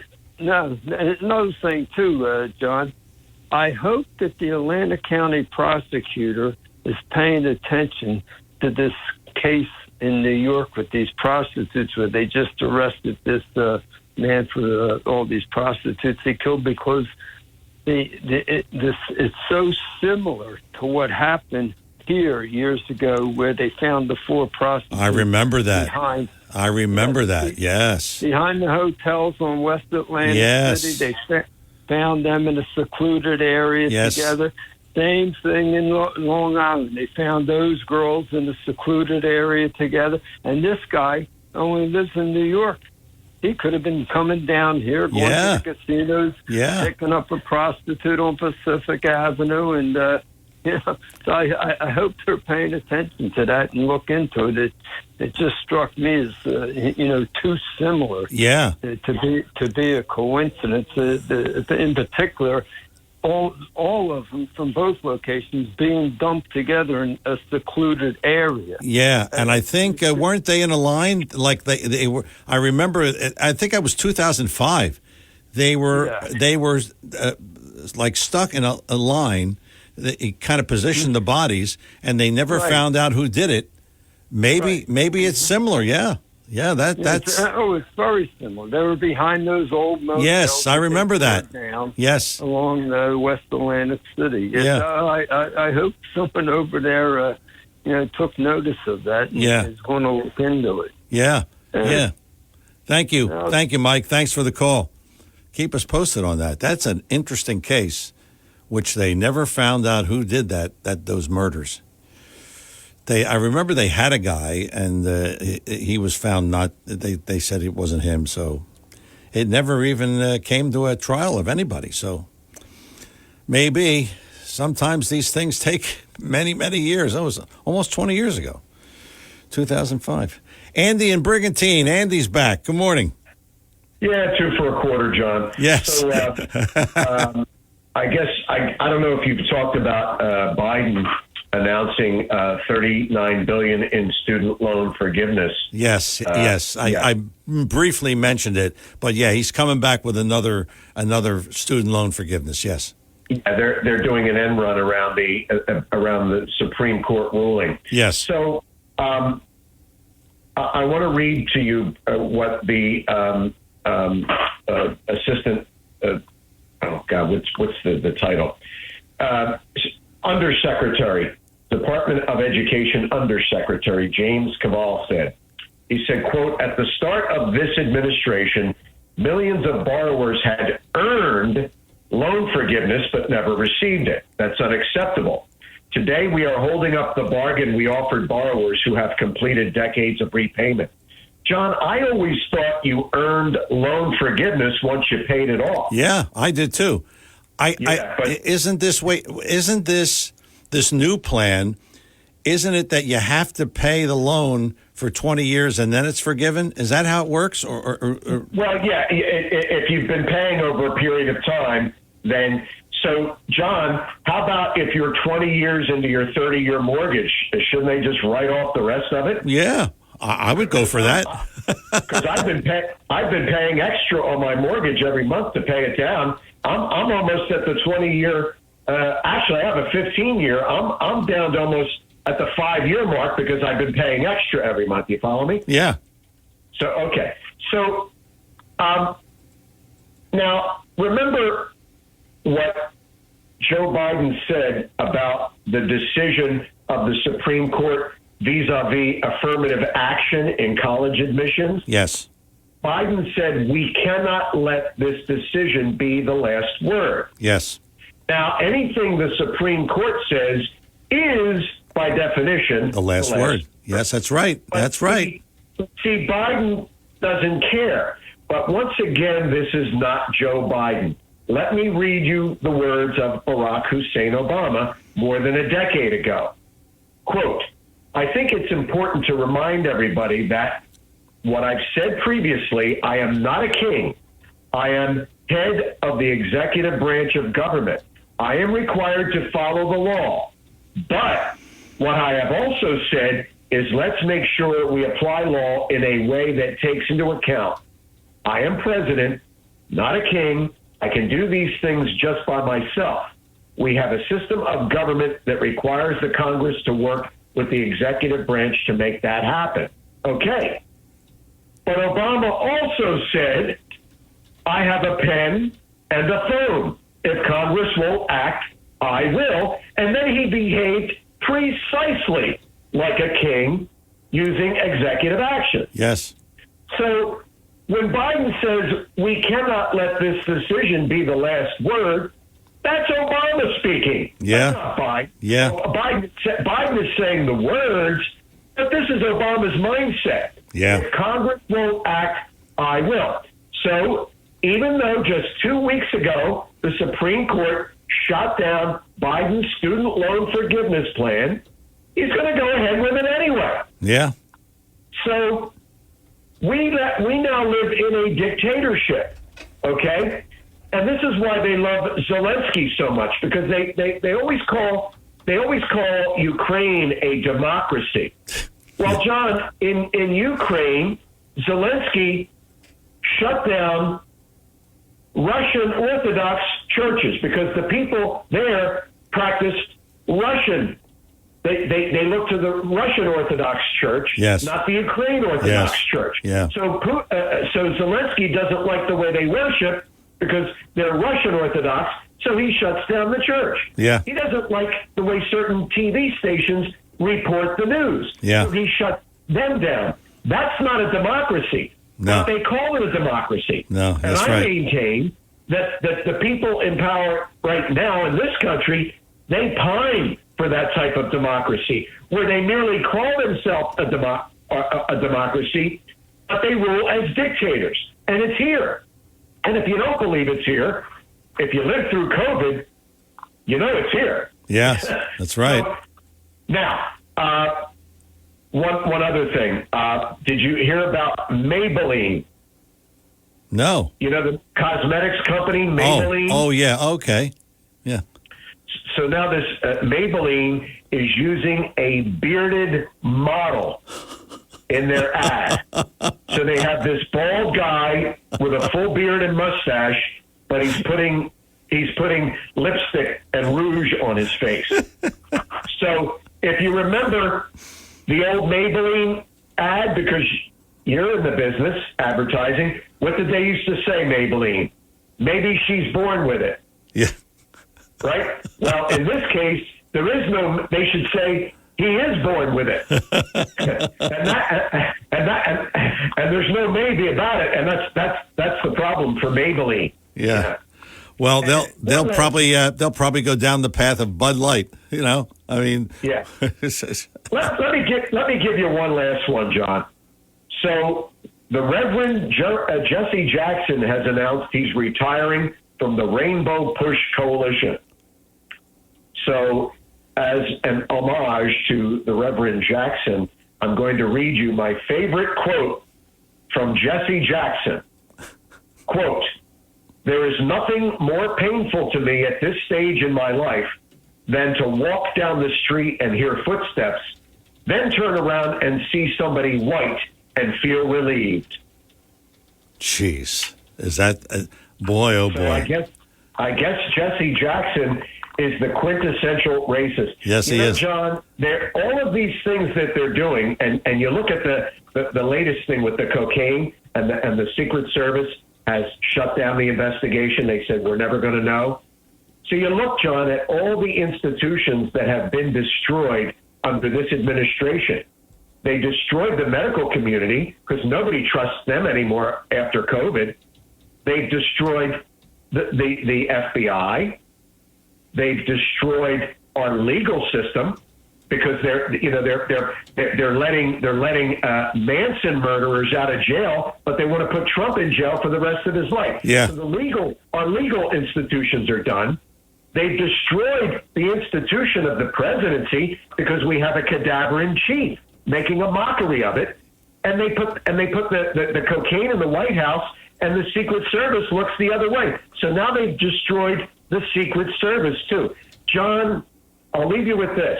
They are intentionally trying to anger the American people to the point where we rise up, because as soon as we complain, as soon as we speak out, then they call us bigots. Yep. And once they can label you a bigot, that means you are a hater.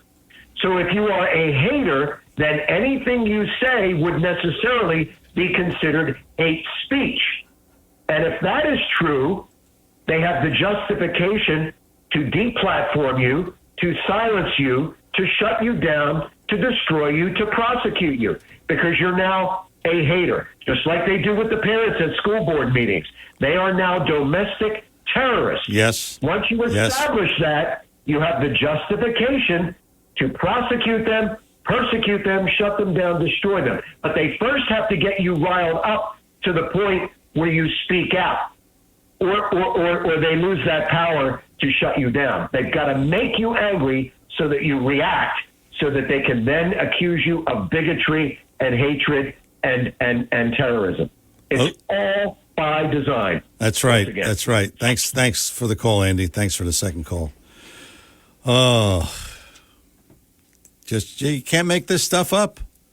It just continues and continues. We got to keep fighting. That's all I can say. Talk with a Purpose is the show. Saturdays 9 till noon. WPG Talk Radio 95.5. We have a couple of minutes left. Hour number 2 rapidly coming to a close. Hour number 3, John Risley, chairman of the Atlantic County Commissioners, and he's going to talk to us about the wind turbines and a few other things. Talk with a Purpose is the show, Saturdays 9 till noon, WPG Talk Radio 95.5. I'm John DeMasi. Final thoughts in hour number 2 after these words. When it comes to you and your family's financial wellness, there are so many things to talk about. We could go on forever. To help guide you along the way, Joe Yakovich has written a book called The Heart of Your Money, Inspiration for Financial Wellness. In the book, Joe talks about longevity, inflation, retirement surprises, and many other topics.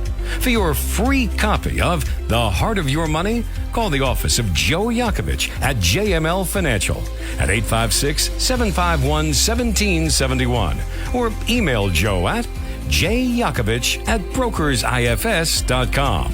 For over 37 years, Joe Yakovich has been helping families throughout the area navigate the difficulties of a sound financial plan.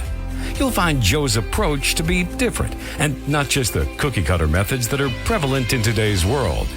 The path to your financial wellness and or retirement starts with a call to Joe Yakovich at JML Financial Group. 856-751-1771. 856-751-1771. Or email Joe at jyakovich@brokersifs.com. Joe Yakovich is registered with, and securities and investment advisory services are offered through Brokers International Financial Services, LLC. Member SIPC. Brokers International Financial Services, LLC is not an affiliated company. And we are back here on Talk with a Purpose. We remind you that you can also hear us not only on 95.5 FM, but 1450 AM. And if you would like to stream us, always streaming online, WPGTalkRadio.com is the website, WPGTalkRadio.com. You can check us out there as well. So you got a lot of ways to listen. Talk with a Purpose is the show, and let's talk to John in Ocean City. John, good morning. Welcome back. Thank you. We need our moral compass back. Is what we need. It doesn't matter how much melanin's in your skin or how much melanin's not in your skin. We all have the same Mama America to lose. And the thing is that we don't need a moral compass. We just have the Progressive Socialist Democrat Party to save the day, right? Not exactly. They're going to use every avenue they can to bring harm. That's all. That's all they know how to do. Everybody that called in nails it. Whenever they give a different perspective on the Democrat Party, how much harm they're really doing. It's all real. It's not. It's not imagined. We're not imagining this stuff. We're not imagining anything. And I was wrong about her Biden owning a $16 million villa in Italy. It's $17 million bucks. Actually, it's $9.5 million mansion in Middleton, New Jersey, and a $7.5 million villa in Italy. Jeez. So he on a $175,000 salary a year. Now, well, you have to understand that they make money off of their touring fees. You know, that explains some extra money in their pocket. That doesn't explain how high they live. Maxine Waters owns a $4 million mansion in Southern California. Well, her husband's a business entrepreneur. Or how about Nancy Pelosi? She lives in North Pacific Heights. And you mean to tell me Paul Pelosi, that bozo, he's a business entrepreneur? I don't think so. Yeah. That guy's a bozo, man. Yeah. Come on. You know, that's what we have to deal with. We have to expose. We have to, even if our voices crying in the wilderness, we have to get the message out. How about this? How about you people on the left, sit this one out? That's all. You can't vote Republican, cool. Don't vote. That's all. Thanks. Thanks, John. Thanks for the call. Oh, boy. I got to tell you this story. This is, I guess, a sign of the times. Okay? You ready for this? A former faculty member at Penn State University, and this is the Abington campus, they have a couple of campuses around the state, says that the school discriminated against him for speaking out against anti-racist policies and failing to make sure students of different races received similar grades regardless of performance. So you got to give students of color, let's say, an A or a B, even if they didn't earn it. You see where this is going? The faculty member's name is Zach DePiro. And he said that Penn State pressured him to ensure consistent grades for students across color lines. Otherwise, his actions would demonstrate racism and he would be condemned as a racist. Oh boy. He is now suing the school, and he filed multiple complaints with the Pennsylvania Human Relations Commission and the EEO Commission alleging discrimination. He said he and other professors were targeted as racist simply by virtue of teaching while white. Oh boy, we'll see where this goes, but it sounds like reverse racism, if you ask me. I mean, can you imagine that the school tells you, well, you have to give a student, he's of color, so you have to give him a good grade. No, you don't. Whatever happened to earning your grades? You see, it's kind of been a theme all along here this morning on the show, that these things come up. Now, can you imagine? I mean, I can't imagine a white person complaining, saying, hey, I didn't get a good grade because the teacher didn't like me. Oh, okay. Well, that happened. When I was in school, that happened all the time. But can you imagine that the school, the administration, says that the teachers must give good grades to students of color? And what does that do? What does that do? Does that make them better students? No, because when they get out into the world and they've got this problem of not understanding what's happening, then what do you have? You have incompetence. And that's what I know Seth has talked about that all the time. And I've talked about it too. Diversity, we got to have this, we got to have that. No, you don't. No, you don't. You don't have to have diversity. You just let the chips fall where they may. And if African Americans or Hispanics or Asians or whatever they are, they have to earn it. And that's what the system is designed for. Earning it, not giving it. It's a thing that's happening now in society. It's like give. Forgive student loans, forgive this, forgive that. I mean, wouldn't you like to have your student loan forgiven? Sure, yeah, right. Don't have to pay it anymore. Oh, I'm telling you. I really saw this story and I said, boy, I got to mention this on the air. This is really, really ridiculous. And we'll see how he makes out in his lawsuit. But good, he's suing the school. He should. Talk with a Purpose is the show, Saturdays 9 till noon, WPG Talk Radio 95.5, and I'm John DeMasi. Hour number 2 rapidly coming to a close. Hour number 3, John Risley, chairman of the Atlantic County Commissioners, and we'll talk to him about their recent vote on the wind turbines and a whole bunch of other stuff. Talk with a Purpose is the show. Hour number 2 in the books. Hour number 3 on the way. Don't go away.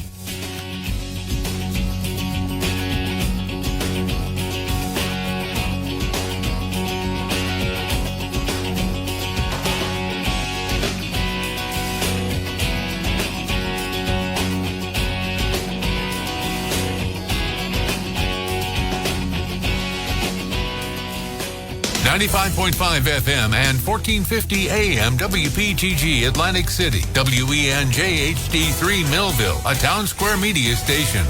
WPG Talk Radio 95.5 presents Talk with a Purpose. Join the conversation by calling 609-407-1450. Now, the host of Talk with a Purpose, John DeMasi. Hour number 3, Talk with a Purpose, every Saturday 9 till noon, WPG Talk Radio 95.5. And I'm John DeMasi. Nice to have you with us here for our usual Saturday morning get-together here on WPG Talk Radio 95.5. And again, you could also hear us on 1450 AM and online, WPGTalkRadio.com. We are awaiting the arrival of John Risley. Well, he's going to be on the phone, so we'll take a few minutes to let him call in at 609-407-1450. In the meantime, if you want to call in, certainly feel free to do that. I was looking at a couple of things, and I did not plan to talk about this, but here we go again. Joe Biden criticizing an Alabama senator for holding up military promotions over an abortion rule. The senator in question is Tommy Tuberville, and he is blocking the nomination of the confirmation of more than 250 officers. He says he's trying to be fair. Now, here's what the issue is. The Alabama Republican, this is Tommy Tuberville, he's using, according to Joe Biden, a ridiculous and bizarre tactic. Supposedly, Tuberville is a member of the Armed Services Committee. He's placing a hold on the promotions of senior military officers. And included in this is Biden's choice to lead the Joint Chiefs of Staff. So this is really a problem. So he's placing a hold on the promotions of senior military officers over his objection to a Defense Department policy. Now you got to follow this.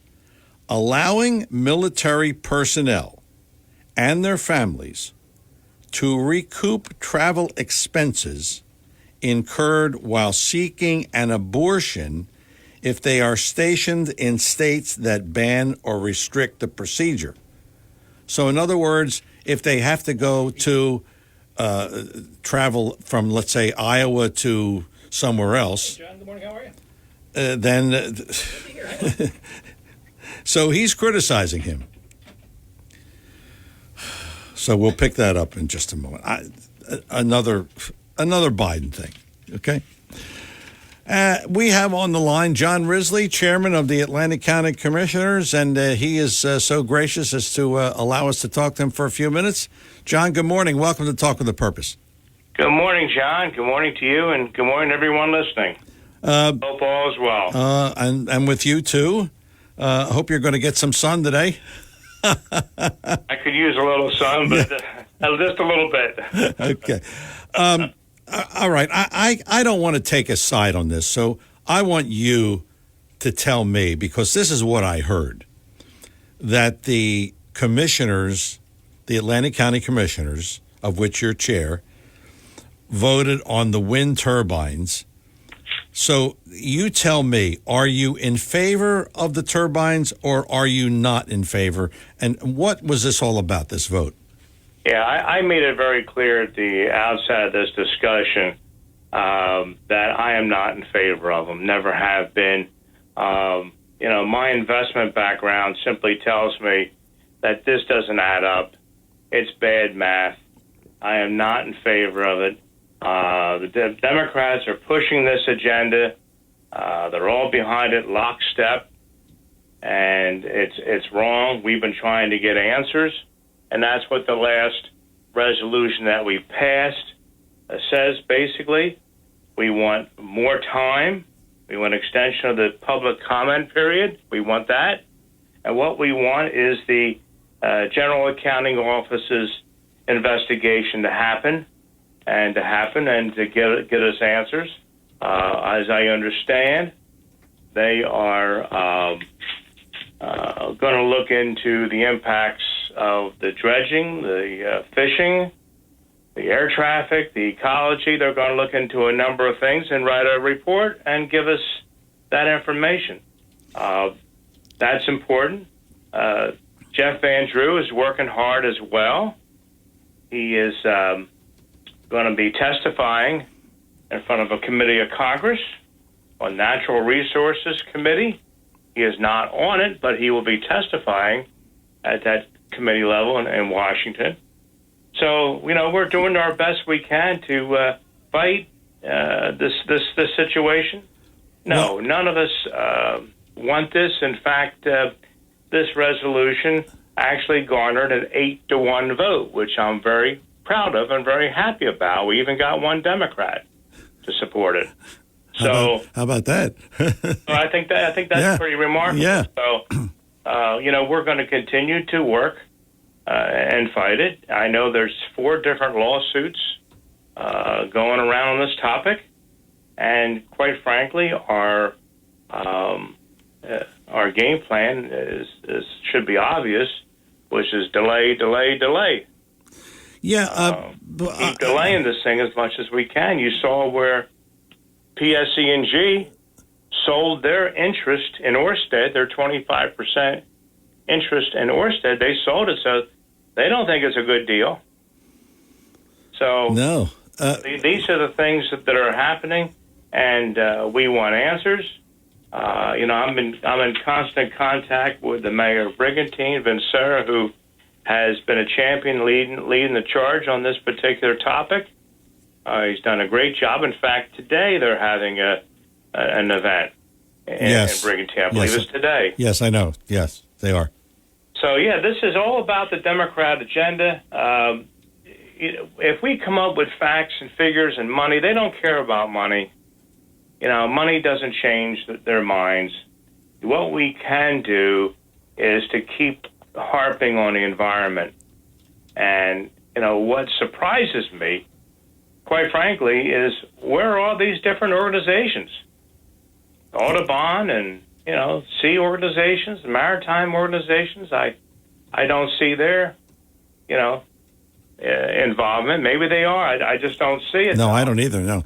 I don't see it, but we did get an 8-1 vote on this, which I think is pretty good. Yeah. I'm happy with that, and we're going to keep up what we have to do. I mean, I know that the BPU, they're frustrated as heck, and that's great. What was interesting, John, in the press article about the BPU, the state deputy rate counsel, I have the article in front of me, said the division did not have enough time to evaluate rate decisions before the meeting. So they're not even doing their homework. Yeah. So that's where we're at with it. And well, let me ask you this.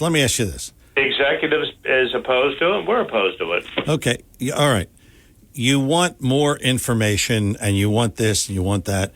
Are you going to get it? Is it in the works, or what?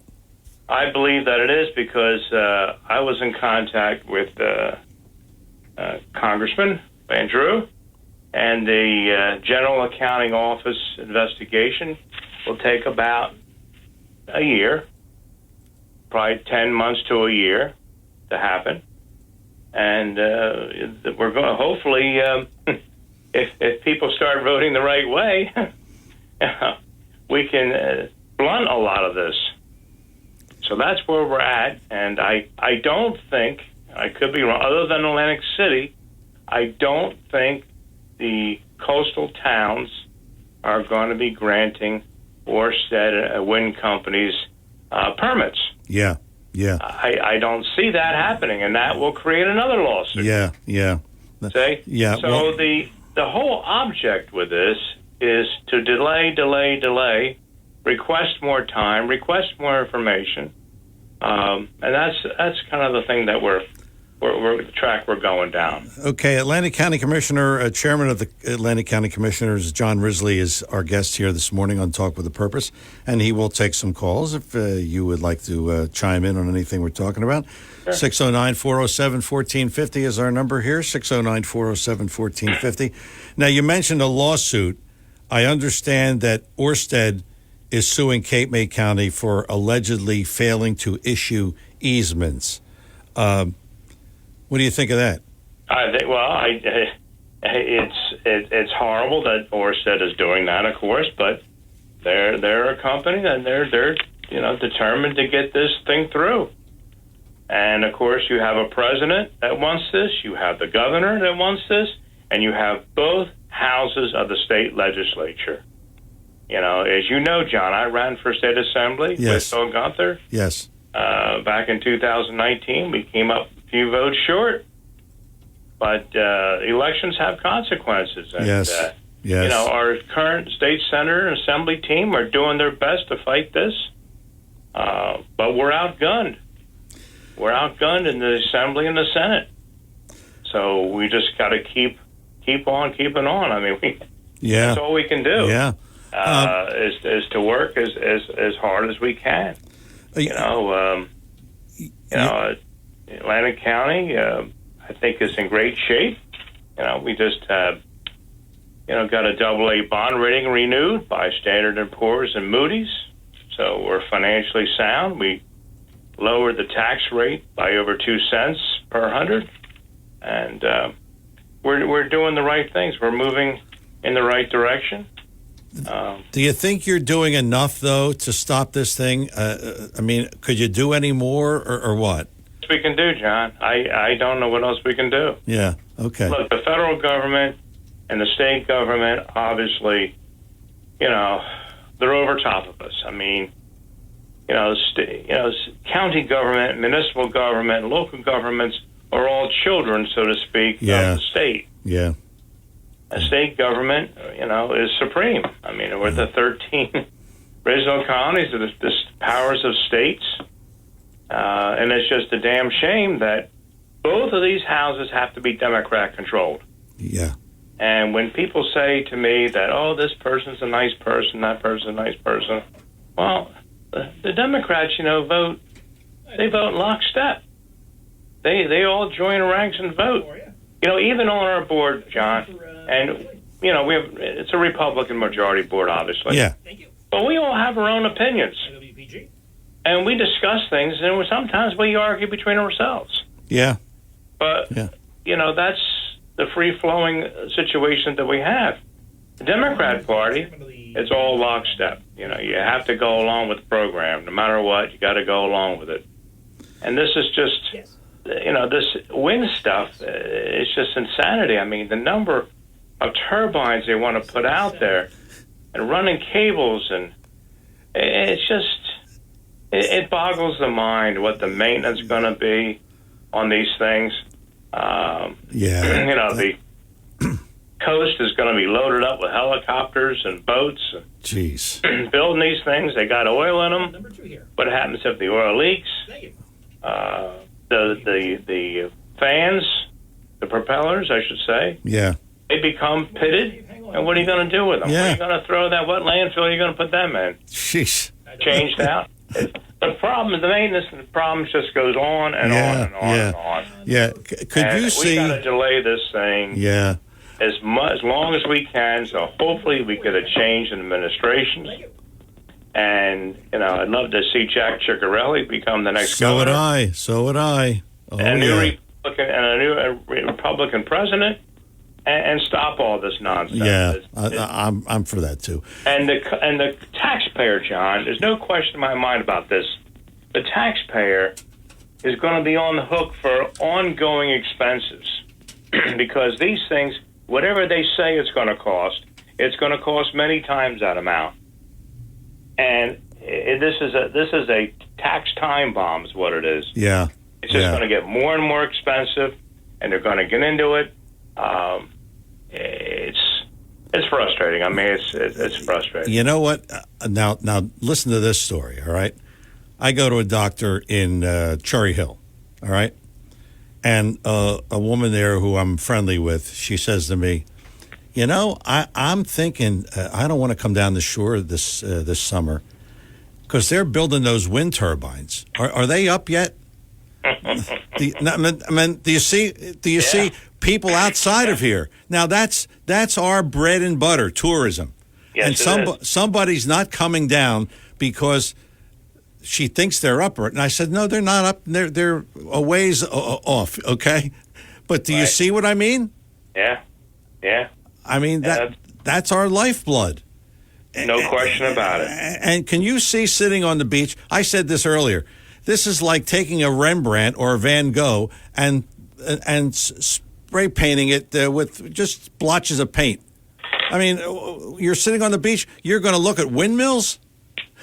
I mean, it doesn't make any sense. I just don't know.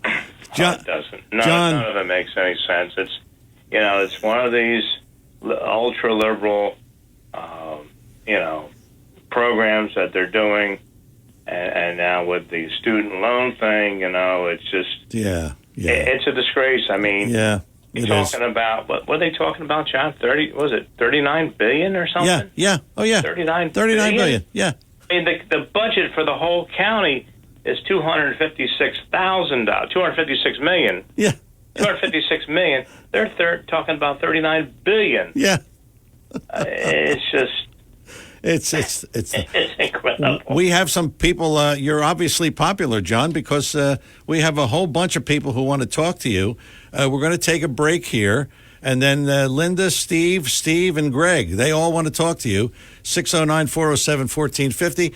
Talk with a Purpose is the show. Saturdays 9 till noon. WPG Talk Radio 95.5. John Risley, our guest, chairman of the Atlantic County Commissioners, and we will be back with more with John and all your calls after these words.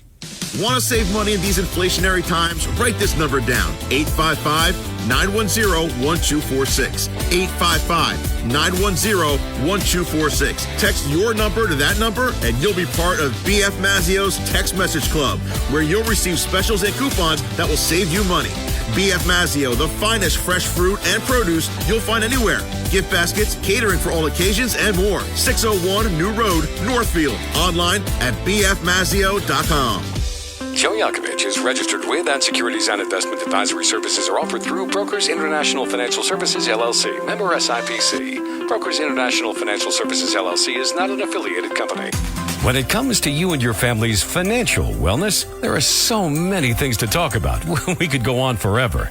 To help guide you along the way, Joe Yakovich has written a book called The Heart of Your Money, Inspiration for Financial Wellness.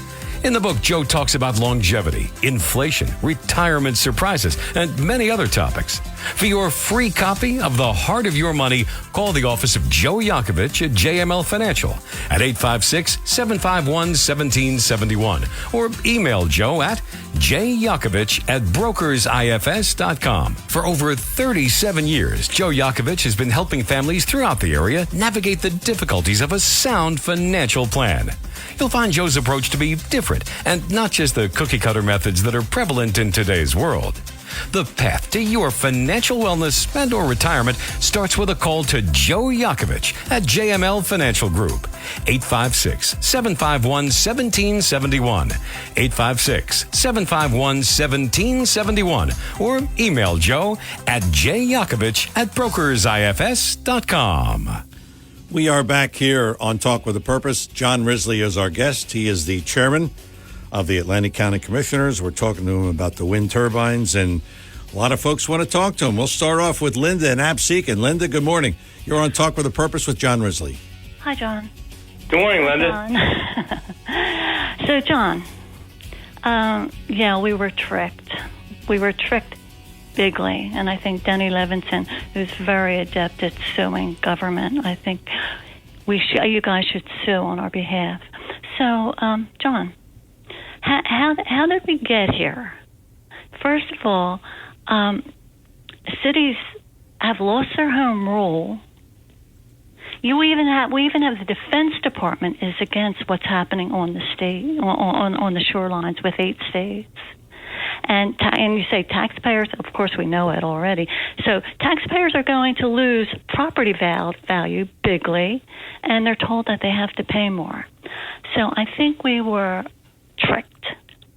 Really, really bigly. How did this legislation get through from the beginning? You know, somebody has to take us back to the beginning. And how did the BPU get so much power so as to protect Orsted and anybody else who wants a part of this? Well, you and know, how do we undo it? Wait, John. How do we undo it? And again, it just bears repeating, and it may sound cute, and I love Denny Levinson, but he's the only one I know who can get his feet into something, and even Seth Grossman's good, and go after something, and he can go after the government, and he can win. It takes a long time for the government to pay him what they should, but he's a winner. So you guys, and I know you're really good, Risley. So how about suing for us? Because we only have so much money as taxpayers. We're being tapped a lot. Well, we're currently in a major lawsuit with the state regarding the pilot funds that we were promised. And so do Orsted. So now the turbine. You can do two things at one time, John. Yeah, but I want to let you know the impact. Okay, the impact of suing is very, very, very expensive. Now, Cape May is spending a lot of money on this. You win. And we are suing the state for the pilot, and we're probably in the neighborhood of $700,000. Whoa. Okay, these attorneys, these big shot attorneys, don't come cheap because they're dealing with constitutional law and so on and so forth. So, we're into it, and we've been awarded twice. We've had judgments both in our favor, and the state is doing a delay tactic. They just keep appealing it, and it's in the appellate court right now. And I'm not sure. I can't tell you. I've asked this question. They stole our home rule, John. Yes, they have, because they have, and there's no question about it. Of course, the state is preeminent in that. So sue, Jenny. So we can certainly look at that, Linda. We can certainly look at that. But Cape May suing, and of course, I don't see any other town, maybe with the exception of Atlantic City, going along and giving an okay for the street to be torn up for windmills. Okay. Linda, thanks for the call. Steve in Absecon Island. Steve, you're on with John Risley on Talk with a Purpose. Yes, thanks for taking my call, and I appreciate all your efforts to stymie this project. I put down a category of items, arguments. So we have the cost argument, we have the tourism argument, we have the environmental argument, the efficiency argument. I haven't heard anything about the security argument and the maintenance argument and the storms argument, because security is, if that facility is taken out, we're going to lose power to hundreds of thousands of homes, correct? That's correct. It is a big security factor.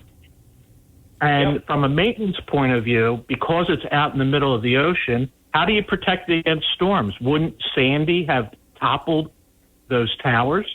Yep. There's all kinds of concerns on that, and that's what I'm hoping that Jeff Andrews testifying in front of the Natural Resources Committee in Congress when they're going to have hearings, and he's going to be testifying there as well as some other people. I'm sure we'll be bringing up all these aspects of it. Well, you raise a good, and you're right. You're right on point. I just want to say also, I hear a lot about the tourism argument. John DeMasi talks about that woman who says she's not coming down the shore. I don't think that's as good as I don't think that's a terrific argument. I think it just falls flat. I mean, people are going to come down the shore whether they see 900-foot windmills or not. That's just a fact of life. It's the same as, people are going to smoke cigarettes, whether the casinos ban smoking in the casino or not. They'll go outside to smoke. They're going to come down anyway. So this is why we're taking the tactic, at least on our board, of demanding answers, demanding reports, expanded comment period times, because we know the Democrats don't care about money. They also gave you early voting. Early voting costs a fortune for very few people that actually take advantage of it. It's a very, very expensive thing to do, and you're paying for this. The taxpayer. Yeah. Well, you have to go after them on the security, maintenance, and efficiency issues because, as you said, they don't care about cost. No, they don't. So that's a moot issue. Now, I have one final question I want to follow up with you. Other than the security, maintenance, and efficiency, and there has been some rumors. I don't know if there's rumors, if this is a rumor, but is there any truth to the fact that Murphy has a contract in the maintenance of the if this goes through? I don't know anything about that. I don't think he does, but who knows? I don't know. I heard that too, John. Yeah, I heard that too. Yeah. John DeMasi, can you help us out here? Is there truth to Murphy having a contract on this? I heard that, and I assumed that it was true, but I don't have any confirmation. Yeah, whether directly or indirectly. Yeah, you know what I mean. Yeah. Whether he's directly involved or whether he's buying stock in some sort of company that he's going to benefit from if this goes through. I mean, like I said, cost, they don't care about cost, as you indicated. They have all the money in the world because it comes from the taxpayers. Yeah. So you have to go. So the only thing we can go on really is the security, maintenance, efficiency, the fact that storms are going to always topple them. And if we're going to be so dependent and put all our eggs into this power farm, wind farm, power farm, and not base ourselves, not put our energy into land-based energy producing facilities, I think we're setting ourselves up for failure here on the East Coast. And I appreciate you taking my call. Steve, thanks a lot for the call. Steve in Northfield, good morning. You're on Talk with a Purpose with John Risley. Yes, good morning, John. I'll be quickly. I heard earlier in the show Chris Brown mentioned. I know he's on the dole there. I think the government's paying $150,000 a year to oversee Atlantic City. When he was running for election, there wasn't one day of the week that he wasn't on the radio saying to all good, hardworking people in Atlantic County. I haven't heard anything.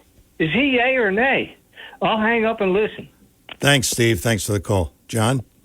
I don't know. I mean, I know that he works for the city of Atlantic City, to the state, and that's really all I know. I really don't know anything else. Yeah, our caller earlier said that one of his former staff members was for it. So that's what that call was about. Gotcha. So, okay. So let's talk to Greg in Absecon. And Greg, you're on Talk with a Purpose with John Risley. Mr. Massey, good morning. Mr. Risley, good morning. Good morning. Just a comment and a question.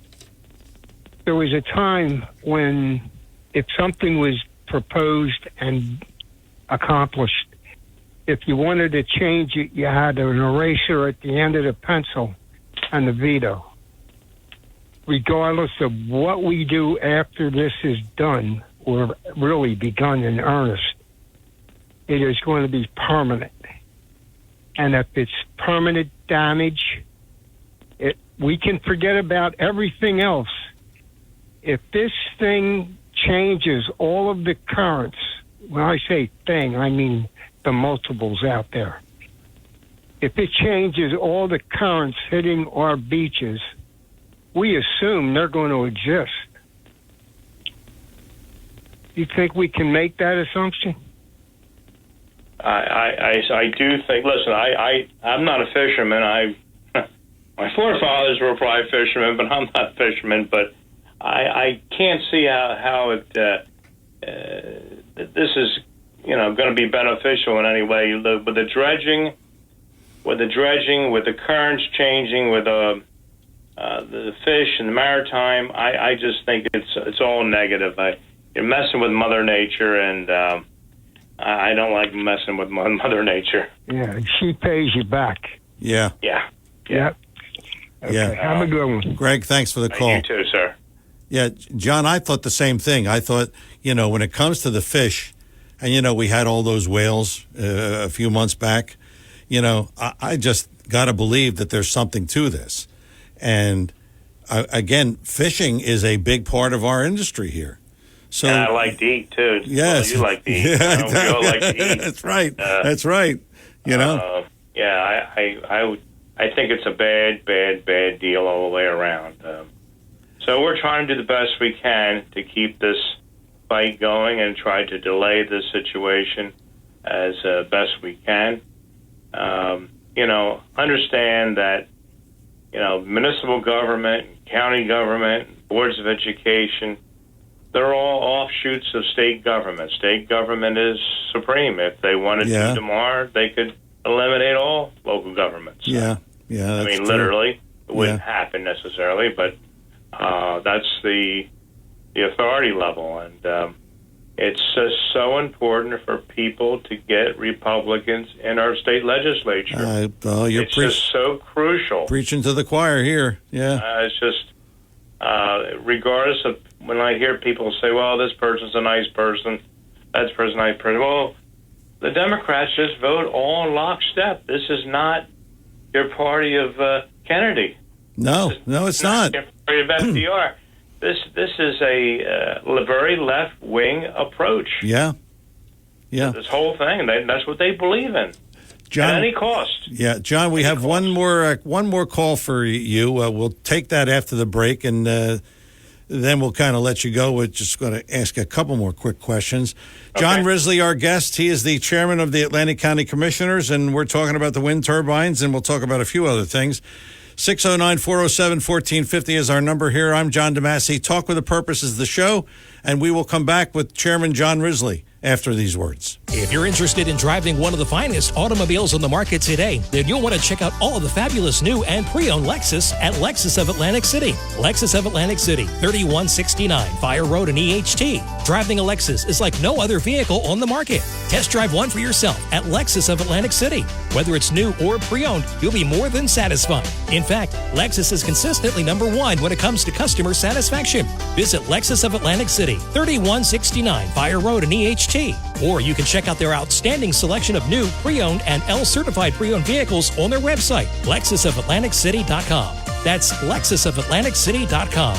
Or if you want more information, call 609-641-0008. Lexus of Atlantic City, now celebrating their 26th year in the area. A dealership that you'll enjoy. No pressure, no gimmicks, no hassle, no hype. Lexus of Atlantic City, 3169 Fire Road in EHT. And remember, always online at LexusOfAtlanticCity.com.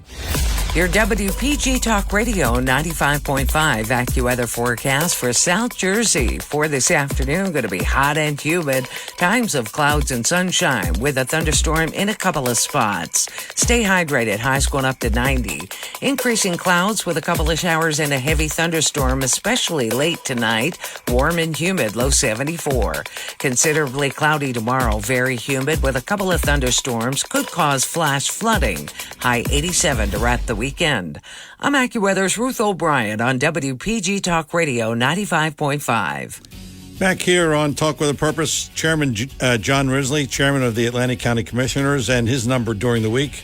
If you want to reach him, 609-645-5900. That's 609-645-5900. You can leave him a message, and he'll certainly answer your call. 609-645-5900. John, before we get back to the calls, I want to give you a chance to plug your own candidacy here. You are running for re-election as commissioner, chairman of the Atlantic County Commissioners. Why should we re-elect you? Your service. But more importantly than that, John, is I have a great passion for government, and seeing that government is run as efficiently, as smartly, and as small as we possibly can. It's a passion that has led me to be in public service basically all of my life. Boards of education, city councils, so on and so forth. It's a passion, and I enjoy doing it. Just to give you an example, this week, Monday, I'm chairman of the South Jersey Economic Development District, which is a 4-county district. I chaired a meeting Monday in Millville. Tuesday was our commission meeting. Wednesday, I was meeting with the president of ACCC, Dr. Gaba, and her staff.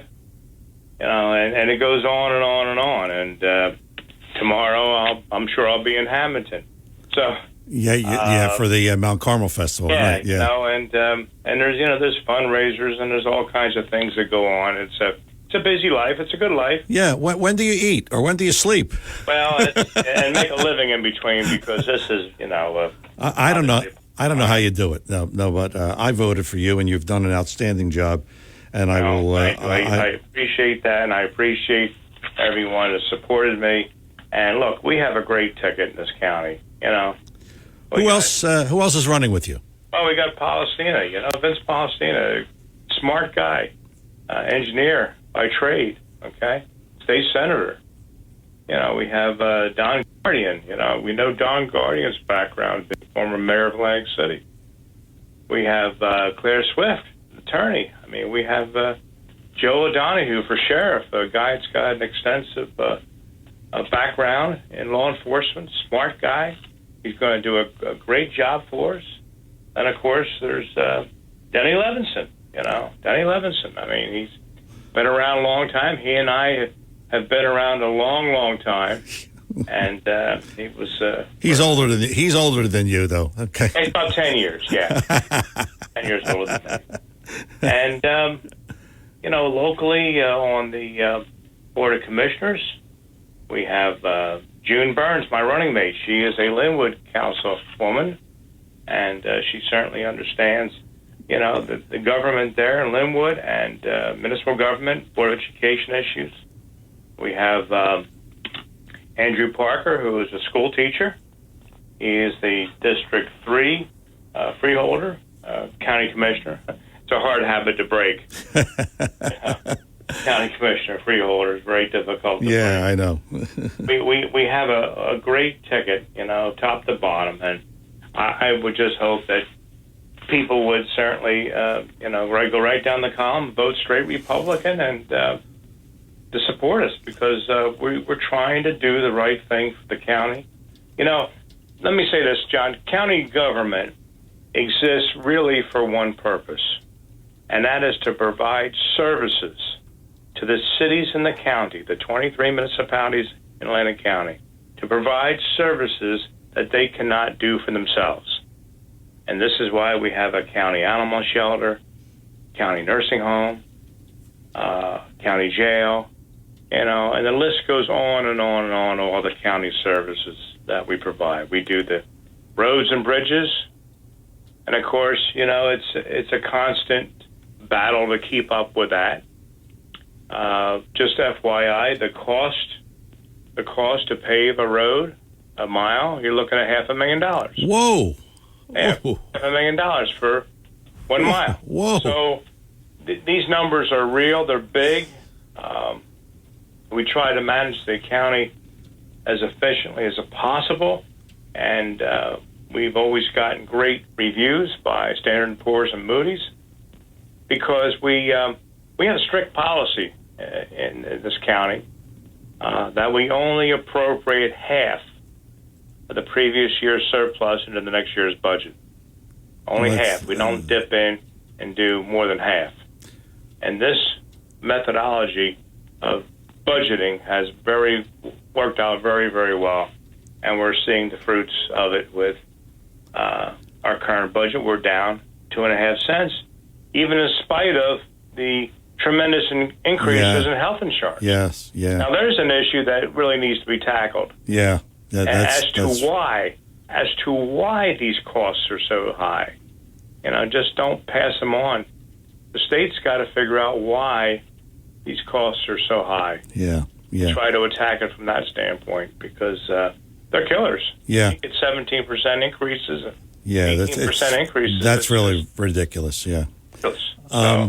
We're the kind of things we do in county government, and we're excited about the National Aviation Research and Technology Park.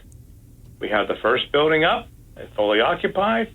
We're looking to build a second building out there. We're working on a cargo hub for this area. Now, that's going to really change things. That's going to have a major impact. We'll be able to someday ship fruits and vegetables out of there. Boy, that is terrific. Yeah. So that's something that I've been involved with, and it's an exciting time to be involved with county government, I think. And we've got the right ticket, got the right people, and by the way, I ran into Jane Byrne the other night in Hamilton. June, yes. Joe Girallo was carting her around, so I met her, and I'll bring her on the show. Good. In the near future. Let's get back to the callers here. Bill in Ocean City. Bill, you're on with County Commissioner John Risley. Good morning. Another serious argument against rushing forward with these windmills is what's happening with our sun. It's something no one talks about, but solar scientists, NASA, and even the National Oceanographic Atmospheric Administration have all announced that our sun is entering a grand solar minimum. The solar output varies. Usually in 11-year cycles, it increases and decreases. But every 3 to 4 centuries, it enters a very quiet period where there's a lot less solar output. One example is the Maunder minimum, the last time there was a little ice age. So they predicted it started in 2020, and very slowly the solar output will dip and bottom out somewhere in the 2030s. It may last until 2050 or 2070. So the question is, what is that going to do to these windmills? They're going to be up and running around 2025, and I assume they're going to continue for a couple decades, just in time for the solar minimum. And if there is a lot of global cooling, if we do have significant shortage of warm weather and prolonged colder winters, what's it going to do to them? That's something that has to be answered before they rush into it. Okay. Yeah, well, maybe that'll come up at his committee that he'll be testifying in front of. He's not on the committee, but the Natural Resources Committee in Washington. I'm hoping that they take a lot of good testimony there, and being able to produce a report that'll certainly help us in our fight. Okay, Bill, thanks a lot for the call. One more, John. Eric in Absecon. Eric, you're on with County Commissioner John Risley. Hello. Good morning. Good morning, John and John. A little look back. People have a very short memory about our Governor Murphy. When the Berlin Wall fell and the German Bundestag decided the reunification of East and West Germany, who was put in charge of the reunification in Germany, and what company did they work for? Do you remember? Goldman Sachs. You got it. Okay. Murphy becomes governor. All right. Where's the loyalty lie? To the people of New Jersey or to Goldman Sachs? Didn't Murphy just sign a large money bill that gave money to these foreign companies rather than rate relief for the people of New Jersey? Yes. And who now owns 20% of Ocean Wind? Where's the loyalty? I'll like to hear an answer on that, to where our governor's loyalty is, because with him, it's all about the money. Thank you, John. That's right. Thank you. Thanks for the call, Eric. What do you say to that, John? I can't debate that. No. That's for sure. I mean, look, this governor's been just going in the wrong direction. He sure has. Everything is just, things are upside down right now, and the pendulum needs to swing back the other direction. Yes, That's it does. why Yes, it does. people need to vote Republican. They need to vote straight Republican. You know, we have a great ticket here in Atlantic County, and we got a great chairman. Don Purdy is a Republican county chairman, working very, very hard and reaching out, doing a great job there. That's another thankless job, being county chairman. Yes, I know. yes, it is. There's a lot of thankless jobs around. Yeah, and you got one of them, huh? But you know, I as I said before, I do it out of a passion, and Well, you have it's the same passion why someone who is a scout leader for 40 years, or that sort of thing. Yeah. It's a passion, or the person that coaches Little League, coaches football, base, whatever. Yeah, it's the same passion that you have for getting up on Saturday morning and doing a radio show. Sure. And of course, there's a lot of great things and nice things we get to do. We just honored a lady from Northfield who became Miss New Jersey, and Miss Mositis, and we honored her at our last meeting. We also honored the surrogate's office. Jim Curcio leads up our county surrogate's office, and they were rated number 1 in the entire state. Wow.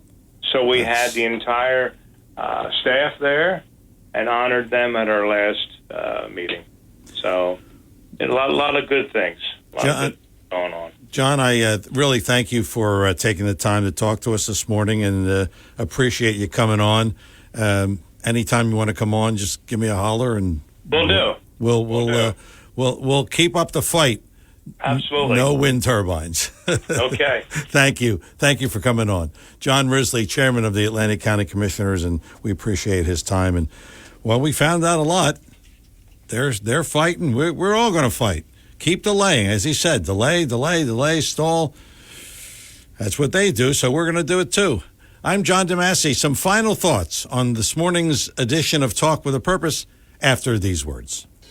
When it comes to you and your family's financial wellness, there are so many things to talk about. We could go on forever. To help guide you along the way, Joe Yakovich has written a book called The Heart of Your Money, Inspiration for Financial Wellness.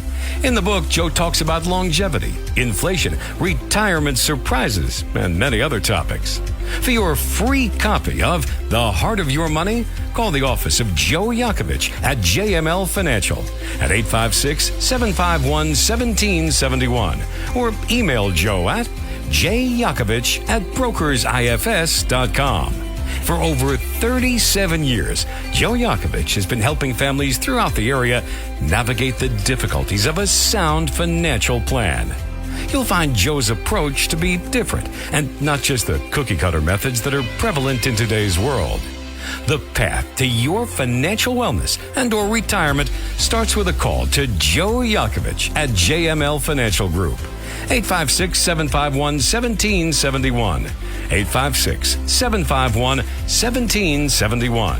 Or email Joe at jyakovich@brokersifs.com. Joe Yakovich is registered with, and securities and investment advisory services are offered through Brokers International Financial Services, LLC. Member SIPC.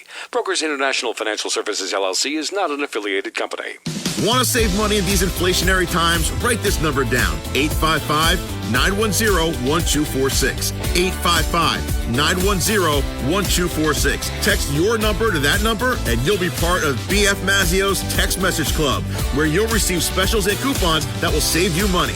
BF Mazzio, the finest fresh fruit and produce you'll find anywhere. Gift baskets, catering for all occasions, and more. 601 New Road, Northfield. Online at bfmazzio.com. If you're interested in driving one of the finest automobiles on the market today, then you'll want to check out all the fabulous new and pre-owned Lexus at Lexus of Atlantic City. Lexus of Atlantic City, 3169 Fire Road in EHT. Driving a Lexus is like no other vehicle on the market. Test drive one for yourself at Lexus of Atlantic City. Whether it's new or pre-owned, you'll be more than satisfied. In fact, Lexus is consistently #1 when it comes to customer satisfaction. Visit Lexus of Atlantic City, 3169 Fire Road in EHT. Or you can check out their outstanding selection of new, pre-owned, and L-certified pre-owned vehicles on their website, LexusOfAtlanticCity.com. That's LexusOfAtlanticCity.com. Or if you want more information, call 609-641-0008. Lexus of Atlantic City, now celebrating their 26th year in the area. A dealership that you'll enjoy. No pressure, no gimmicks, no hassle, no hype. Lexus of Atlantic City, 3169 Fire Road in EHT. And remember, always online at LexusOfAtlanticCity.com. We are back here on Talk with a Purpose, 609-407-1450. We maybe have time for one or two more quick calls if you want to jump in here. 609-407-1450. I want to again thank John Risley, chairman of the Atlantic County Commissioners, and gracious enough to come on and really kind of tell us what the story is with the county commissioners, and we're just going to keep fighting. That's all we can do, keep fighting. But boy, those wind turbines, boy. And Murphy is, let's face it, he came in here a millionaire, and he's going to leave a millionaire. So what does he care? Because he's going to be in the villa in Italy. He's not going to see this, and we're going to be stuck with looking at wind turbines. But Steve said that's not going to deter people. I don't care. I don't want to sit on the beach and look at wind turbines. I don't know about you, but that's not a pretty sight. Wanted to just mention this before we leave you this morning. The prescription drug scandal of a couple of years ago. Everybody involved pretty much pleaded guilty and took their sentences. But except for a few. You ready for this? A federal judge handed down one of the stiffest sentences yet in the $50 million prescription drug scheme from a few years ago. Thomas Scher of Northfield was sentenced to 96 months in prison after being convicted last September of 1 count to commit healthcare fraud and 3 counts of healthcare fraud. Another defendant, Steve Monaco, a farm rep, also chose to go to trial, was sentenced to 14 years in prison. 14 and 8. They got theirs. They should have taken the deal before that. What were those people thinking anyway? Leo in Absecon. Leo, good morning. Welcome to Talk with a Purpose. How are you, my friend? I've been listening to all the negatives about the windmills, and some of them I do agree with, but I also see an economic boom down here because of them, with this being an area that people only visit maybe 6 months out of the year, and for another 6 months we're in depression. Yeah. And these windmills are going to bring exceptional jobs to this area, and I mean exceptional jobs at all levels and all professional levels. I don't see that part of it as a negative. No. I was a member of the personnel that put the Alaskan pipeline in. Okay. And I remember all the soothsayers up there with all the negatives. The elk were going to get wiped out. Nature was going to get wiped out. I got news for you. The elk are thriving, and nature up there is thriving. And we don't have the technology to clean everything up that nobody talks about. What kind of jobs are you talking about? What kind of money, Leo? You're talking big money for all the technical trades that'll be there doing just the maintenance alone. Never mind the construction. You're talking about marine machine shops. You're talking about marine repair shops for the boats that'll be taking people in and out. This is an all-year-long economy we're looking at here, not just 5 minutes out of the year, and then everybody has to go someplace else to work. Yeah. I mean, there are some extreme benefits to this that nobody is talking about. Do I believe that solar is the answer and wind is the answer. No, they're only supplements. Yes. And that's it. And they do their job in that capacity only. Okay, Leo, thanks for the call. We got to run. Thanks for the call, and thanks for that point. 1 point for the other side. Let's see quickly. Phil in Little Egg Harbor. Good morning. Good morning. I just heard last night that all of Germany, they had wind tunnels started, and they got rid of them because of their. I heard that too. Yeah, I heard that. Yeah, I heard that. So why don't they bring up that same situation here when they go to trial? Yeah, some have brought it up, and I've heard that before. Phil, thanks a lot. Sorry to cut you off, but we're out of time here. I've heard that too, and they got rid of them because I guess they didn't produce. So, but the thing about the jobs, and that's true, and Governor Murphy said it's going to bring jobs, and maybe the jobs will go somewhere else. Well, somewhere else have an ocean? I don't know. We'll see. The debate will obviously continue, and that is going to put the wraps on another edition of Talk with a Purpose. Thanks to John Risley, Chairman of the Atlantic County Commissioners, for coming on. Thanks to Chris Coleman, our program director and producer, for doing his usual excellent job. And thanks to you, because without you, the listener, we don't have a show. That's what I say every week. I'm John DeMasi. Thanks again for listening. Have yourself a great week. Safe, a happy, and a healthy one. And we will do it all over again next Saturday, 9 till noon. Talk with a Purpose, right here on WPG Talk Radio 95.5. You take care.